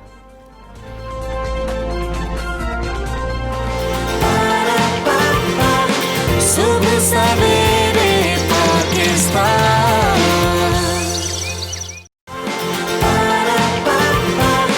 सुबह सवेरे पाकिस्तान। अगेन वेलकम टू सुबह सवेरे पाकिस्तान। हम सबसे पहले बात करेंगे बहुत ही अल्लाह ताला की जानिब से दी गई बड़ी अजीम नेमत की, औलाद। औलाद किसको अजीज़ नहीं होती। औलाद एक अल्लाह ताला की जानिब से बहुत ही अजीम नेमत है, रहमत है। और जिस घर में बच्चे नहीं होते ना, तो वहाँ पर कहते हैं कि खुशियाँ, रहमतें, बरकतें नहीं होती। ना मुकम्मल वो घर लगता है। लेकिन अगर कोई शादीशुदा जोड़ा इससे महरूम है, उसके यहाँ जल्दी औलाद नहीं हो रही या अल्लाह ताला जो है उनको बच्चे नहीं दे रहा, उनके घर औलाद नहीं हो रही, तो मियाँ बीवी दोनों को ही अपनी अज़दवाजी ज़िंदगी ख़तरे में नज़र आना जो है वो शुरू हो जाती है। और बहुत बड़ी वजह हमारी सोसाइटी है। बिल्कुल ऐसा ही है। जब शादी होती है तो शादी के साथ ही जो एक जो सोशल प्रेशर है वो शुरू हो जाता है माशरे की तरफ से। आपके अपने घर के अंदर ही आपके घर वाले जो हैं वो आपको कहना शुरू हो जाते हैं कि बच्चे क्यों नहीं है, शादी को इतने साल हो गए, इतने महीने हो गए। तो इस तरह से नहीं करना चाहिए, जिससे वो जो कपल है, वो जो जोड़ा है शादीशुदा, वो जो है वो परेशानियों का शिकार मजीद हो जाता है, मजीद डिप्रेशन में हमने देखा कि कई जोड़े आपस में लड़ना शुरू कर देते हैं जो इस सिचुएशन को संभाल ही नहीं पा रहे होते। वो सिर्फ लोगों की बातों की वजह से होता है। हमारे इर्द गिर्द लातादाद ऐसे शादीशुदा जोड़े हैं जिनको खुदा ने औलाद नहीं दी और वो सिर्फ इस नेमत के ना मिलने को दिल का रोग बना लेते हैं। और उसमें तकरीबन हम बात करें तो कई लोग तो नफ्सियाती मरीज बन जाते हैं, बल्कि मियाँ बीवी के घर वाले ही उनके दुश्मन बन जाते हैं और घर वालों को शायद पता ही नहीं होता जो हम सवाल कर रहे हैं वो निश्तर लग रहे हैं, इनके तीर लग रहे हैं इनके सीनों पे जाके। किस कर्ब से गुजर रहे हैं वो कपल, जिनको वो ताने दिए जा रहे हैं, जिनको इस चीज़ का एहसास दिलाया जा रहा है कि उनके पास अल्लाह ताला की इतनी बड़ी नेमत नहीं है। अल्लाह ताला ने अगर उन्हें औलाद नहीं दी तो इसमें भी अल्लाह ताला की कोई बेहतरी हो सकती है, अल्लाह ताला ने कुछ और उनके लिए सोचा हुआ हो सकता है।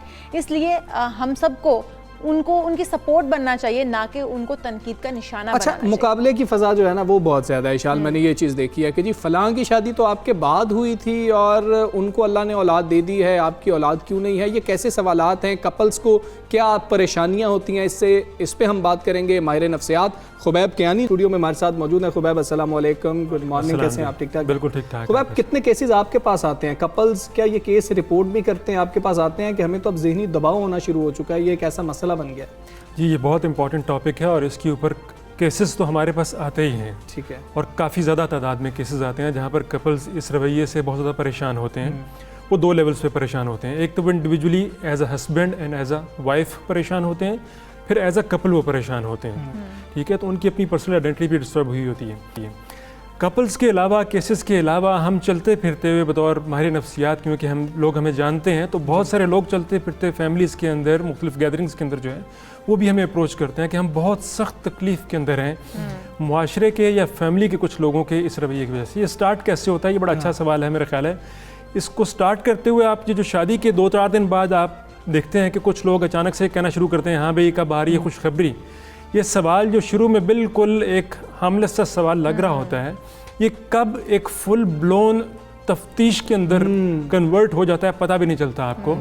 और ये कब जो है तकलीफ़ देना शुरू कर देता है पता भी नहीं चलता आपको।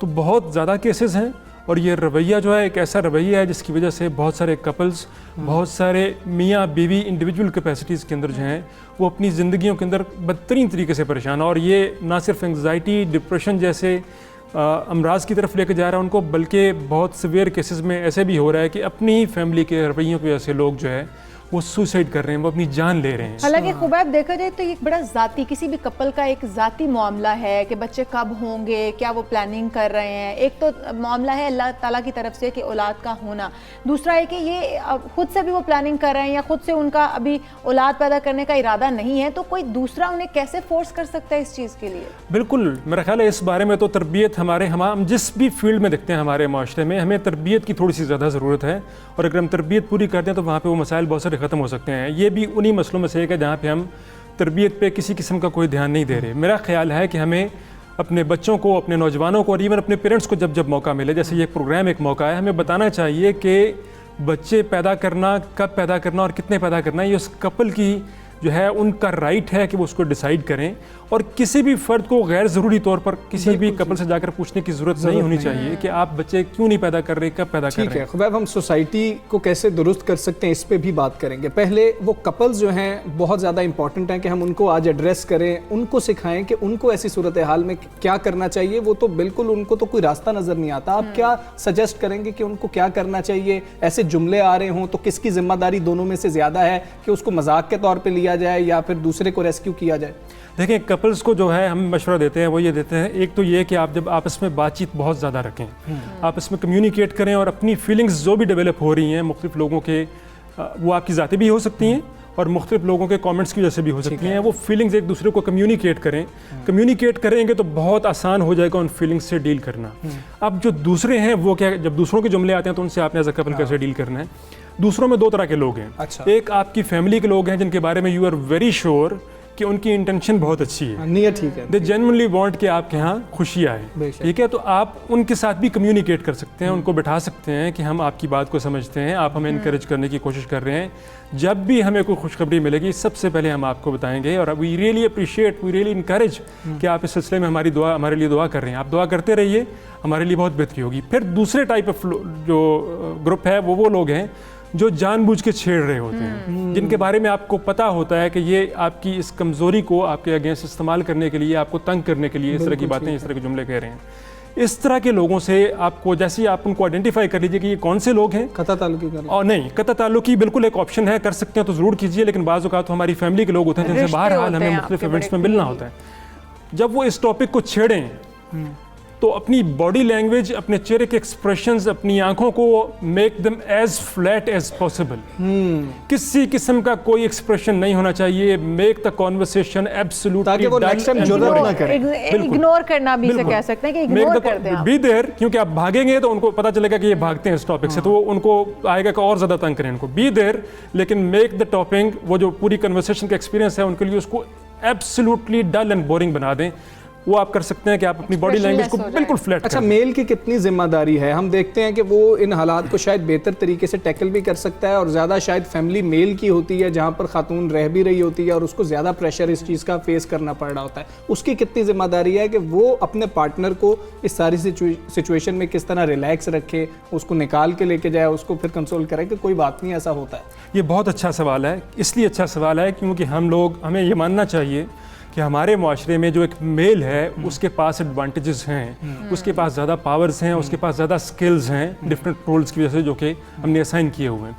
तो मेल को ख़ास तौर पे, मेल एक लीडरशिप के, तो हमारे माशरे में कम से कम मेल जो है वो फैमिली को लीड कर रहा होता है करंट रोल्स की वजह से।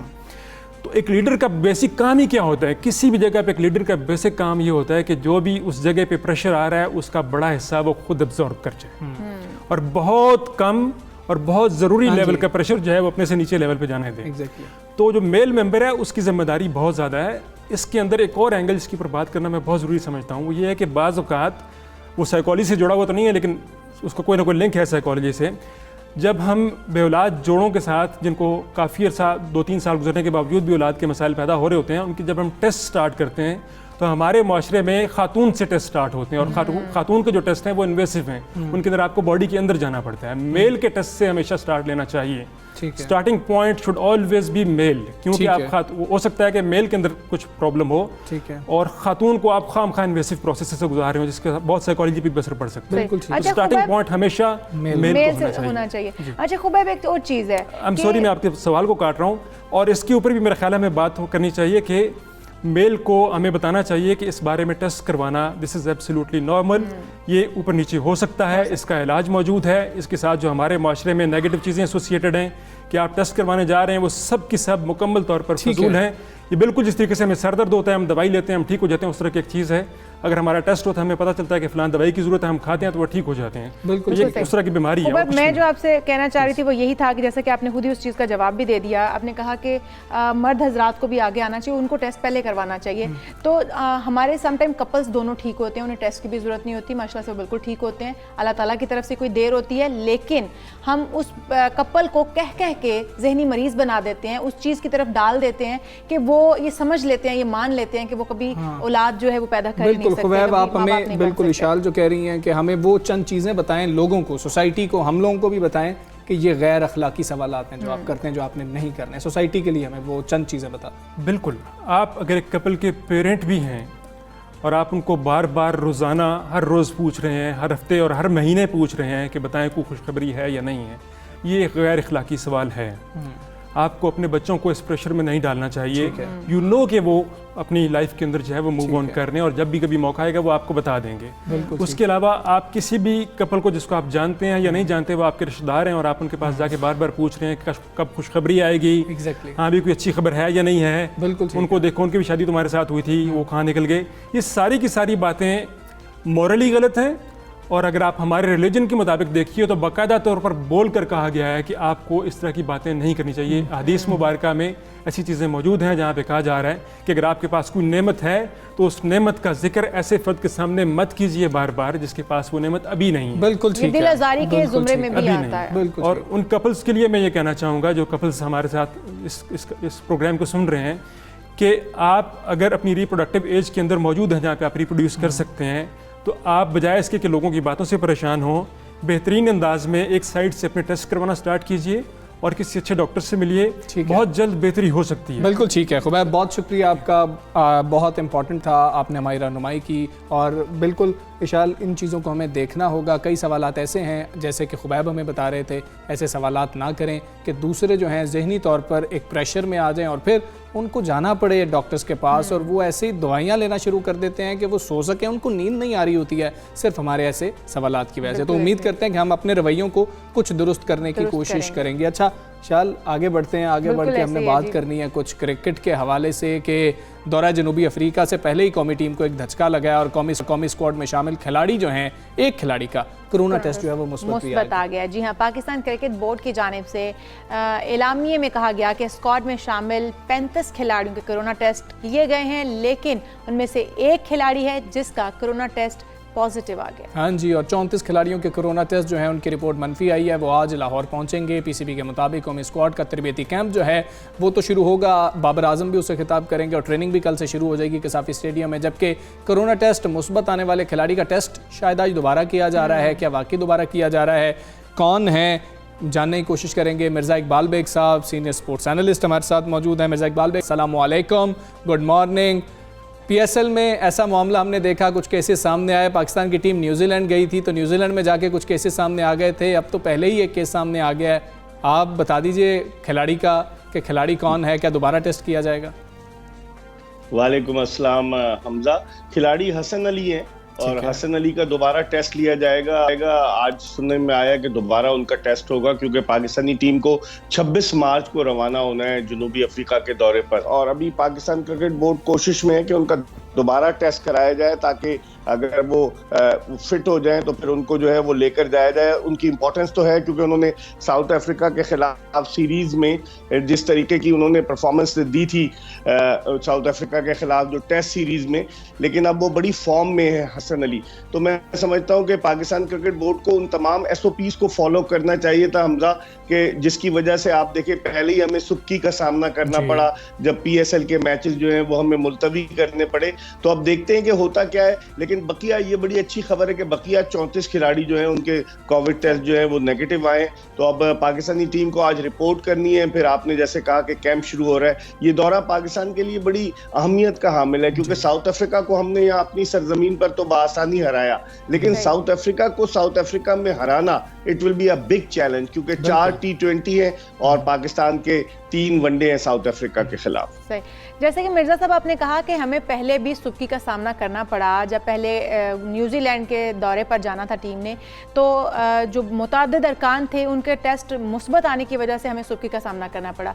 न्यूजीलैंड हुकाम ने तो ये भी कह दिया कि पाकिस्तान को वार्निंग जारी की कि अपने जो है वो मैचेस मुलतवी कर दिए गए, एहतियाती तदाबीर अपनाने का भी कहा गया। तो इस बार भी जैसा कि पॉजिटिव आ गया है, तो अब क्या कोई दौरे पर भी असरअंदाज हो सकती है ये चीज़?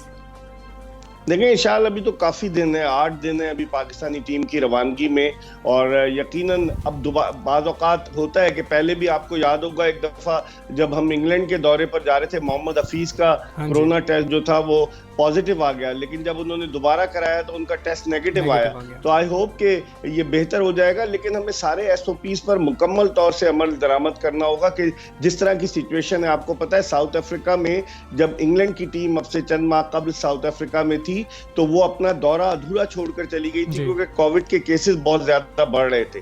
तो पाकिस्तान की विमेन टीम तो दौरा करके आई है, तो पाकिस्तान क्रिकेट को बड़ा मोहतात होना पड़ेगा इस हवाले से। और आपको पता है डॉक्टर सुहेल सलीम रिजाइन कर गए, अभी तक 2 रुकनी फैक्ट फाइंडिंग कमेटी ने काम नहीं शुरू किया, तो डॉक्टर रियाज अहमद टीम के साथ जा रहे हैं। अब देखते हैं कि क्या स्ट्रेटेजी प्लान करता है पाकिस्तान क्रिकेट बोर्ड। बिल्कुल मिर्जा इकबाल बेग साहब, पिछली दफा मोराल की बात भी आई थी कि न्यूजीलैंड के अंदर जो है मोराल बहुत ज्यादा डाउन हो गया था जब ऐसे मामलात सामने आए थे। जब जनूबी अफ्रीका की टीम पाकिस्तान आई, हमने काफी लीनियंसी दिखाई थी। क्या दीगर बोर्ड भी पाकिस्तान के लिए लीनियंसी दिखाएंगे या PSL को मुलतवी कर देना हमारे गले पड़ा रहेगा कि ये लोग नहीं कर सकते हैं मैनेज?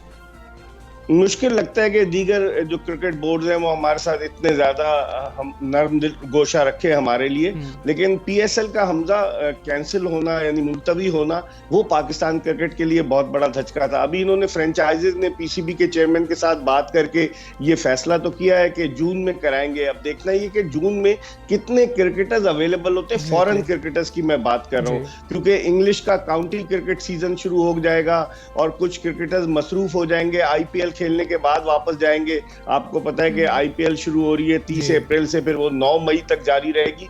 तो बहुत सारे मसाइल हैं कि जिनको 9 अप्रैल से शुरू हो रही है IPL, तो बहुत सारे मसाइल हैं जिनका सामना करना पड़ेगा। अल्लाह करे कि ये PSL के बकिया 20 मैचेस जो हैं बहुत से खूबी अपने इख्तिताम को पहुंचे। बिल्कुल ठीक है मिर्जा इकबाल बेग साहब, टीम सिलेक्शन के ऊपर इतने ज़्यादा सवालात और ऐसी मीडिया रिपोर्ट सामने आ रही हैं, दावे आ रहे हैं कि मोहम्मद वसीम और बाबर आजम जो हैं उनके दरमियान कुछ चपकलिश पाई जा रही है। बाबर आजम की बात ही नहीं सुनी गई, शायद मिसबाह की भी बात नहीं सुनी गई। इंजमामुल हक खासे नाराज़ नज़र आए अपने यूट्यूब चैनल के ऊपर, उन्होंने बात की कि ऐसे ही आप एक तरफ कह रहे हैं कि हम कप्तान ऐसा लेके आएंगे कि जो हर फैसले खुद कर रहा होगा और फिर कप्तान को बिल्कुल नज़रअंदाज कर देना।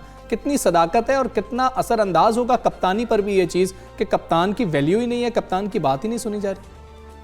देंगे सबसे पहले तो हमजा मोहम्मद वसीम की बात करते हैं। पैराशूट के जरिए कूदे, किसी के वहमो गुमान में भी ना था कि मोहम्मद वसीम कौमी सिलेक्शन कमेटी के चेयरमैन बन जाएंगे, लेकिन उनकी बड़ी तगड़ी सिफारिश थी। उस सिफारिश की बुनियाद पर वो चीफ सेलेक्टर बने और लोग तो उन्हें सॉफ्टवेयर सेलेक्टर कहते हैं कि वो जो है ना वो सारा देखते हैं, डाटा वगैरह देखकर और फिर टीम का ऐलान करते हैं। कराची में भी उन्होंने प्रेजेंटेशन दी, लाहौर में भी उन्होंने यही किया। लेकिन अगर वो अपनी मनमानी करेंगे, कप्तान वो तो सिपा सलार है, उसे मैदान में लड़ाना है खिलाड़ियों को, अगर उसे नजरअंदाज करेंगे तो यकीनन तनकीद होगी। अब आप देखें राशिद लतीफ, शोएब अख्तर, इंजमामुल हक, बेशुमार क्रिकेटर्स मोहम्मद वसीम के सिलेक्शन पर तनकीद कर रहे हैं। लोग कहते हैं कि वो पॉपुलर सिलेक्शन करते हैं, सोशल मीडिया को देखकर टीम का ऐलान कर दिया, हर एक को खुश कर दो। तो मुझे ये लगता है कि वसीम के लिए एक बड़ा टफ टाइम आने वाला है आइंदा आने वाले वक्त में। सही।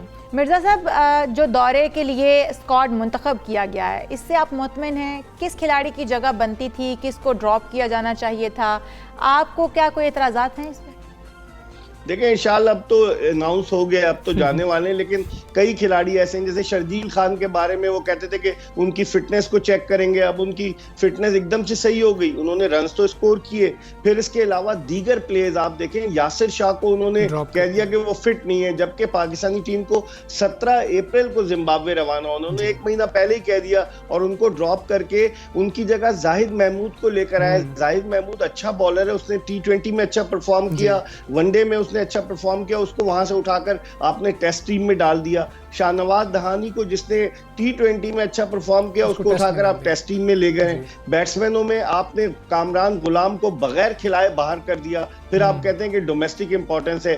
खुर्रम मंजूर ने सईद अनवर की सबसे ज्यादा सेंचुरियों का लिस्ट ए का रिकॉर्ड तोड़ा, आपने उसको बिल्कुल ही कंसिडर नहीं किया। तो फिर किस बुनियाद पर सिलेक्शन हो रहा है? पसंद नापसंद या सोशल मीडिया पर जो चीजें आती हैं उनको देखकर चीफ सेलेक्टर सिलेक्शन कर रहे हैं, विच इज एब्सोल्युटली रॉन्ग, जो हार्मफुल है पाकिस्तान क्रिकेट के लिए, फ्यूचर के लिए। बिल्कुल ठीक है। मिर्जा इकबाल बेग साहब, क्या हम 1-2 मैचेस पे, 1-2 इनिंग्स पे, PSL की 2 अच्छी इनिंग्स के ऊपर ये फैसला करना शुरू कर देंगे कि पाकिस्तान के लिए खिला देना चाहिए इस खिलाड़ी को? हमने अब्दुल्ला शफीक को टेस्ट में शामिल कर लिया है और हम देखें शायद उनकी एक परफॉर्मेंस है पहले उसके अंदर, डोमेस्टिक के अंदर अगर हम उसको देखें अब्दुल्ला शफीक की, और साथ ही हमने नसीम शाह के साथ किया, जल्दी हम उनको अंदर ले आए, अब हमने उनको ड्रॉप कर दिया। हम तो खिलाड़ियों के करियर के साथ खेल रहे हैं, तब चांस दे देते हैं जब शायद उनको मैच्योर करने की ज़रूरत होती है, उन पर काम करने की ज़रूरत होती है।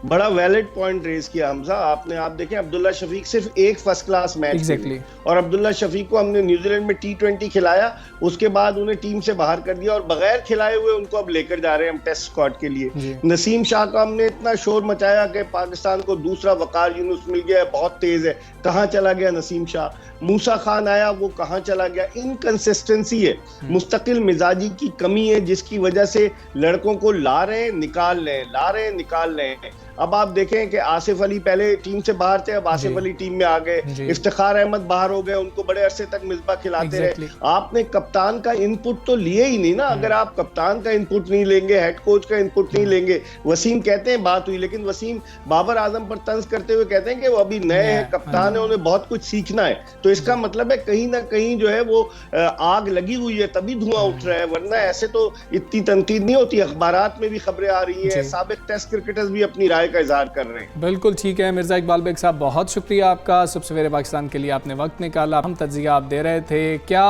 कप्तान को हम उस तरीके से सामने नहीं लेके आएंगे? हमने तो सुना था कि जिस तरह से इमरान खान कप्तान थे और सारे इख्तियारात उनके पास थे, बाबर आजम को वैसा कप्तान बनाया जाएगा, लेकिन जब ऐसी खबरें सामने आ रही हैं कि उनसे पूछा ही नहीं गया, वो फ़ोन कॉल कर रहे हैं और उनको बताया जा रहा है कि आप ना बोलें। लेकिन हमजा, इख्तलाफात अपनी जगह पर हर जगह पर होते हैं और ठीक है, हम मानते हैं कि हर जगह पर होते हैं, यहाँ पर भी हैं इख्तलाफात अपनी जगह पर, लेकिन हम ये उम्मीद करते हैं कि खिलाड़ी आपसी इख्तलाफात को भुलाकर अच्छा खेल पेश करें। बिल्कुल ऐसे ही है। कप्तान जिसने अंदर टीम 11 लोगों की खिलानी है, उम्मीद करते हैं कि जब ये कैंप शुरू हो रहा है तो फिर बेहतरी होगी और हसन अली का जो टेस्ट है वो भी नेगेटिव आ जाएगा और वो भी टीम के साथ रवाना होंगे। हम दोनों को इजाज़त दीजिए, कल इंशाल्लाह फिर हाजिर होंगे, आपसे मुलाकात होगी। अल्लाह हाफ़िज़।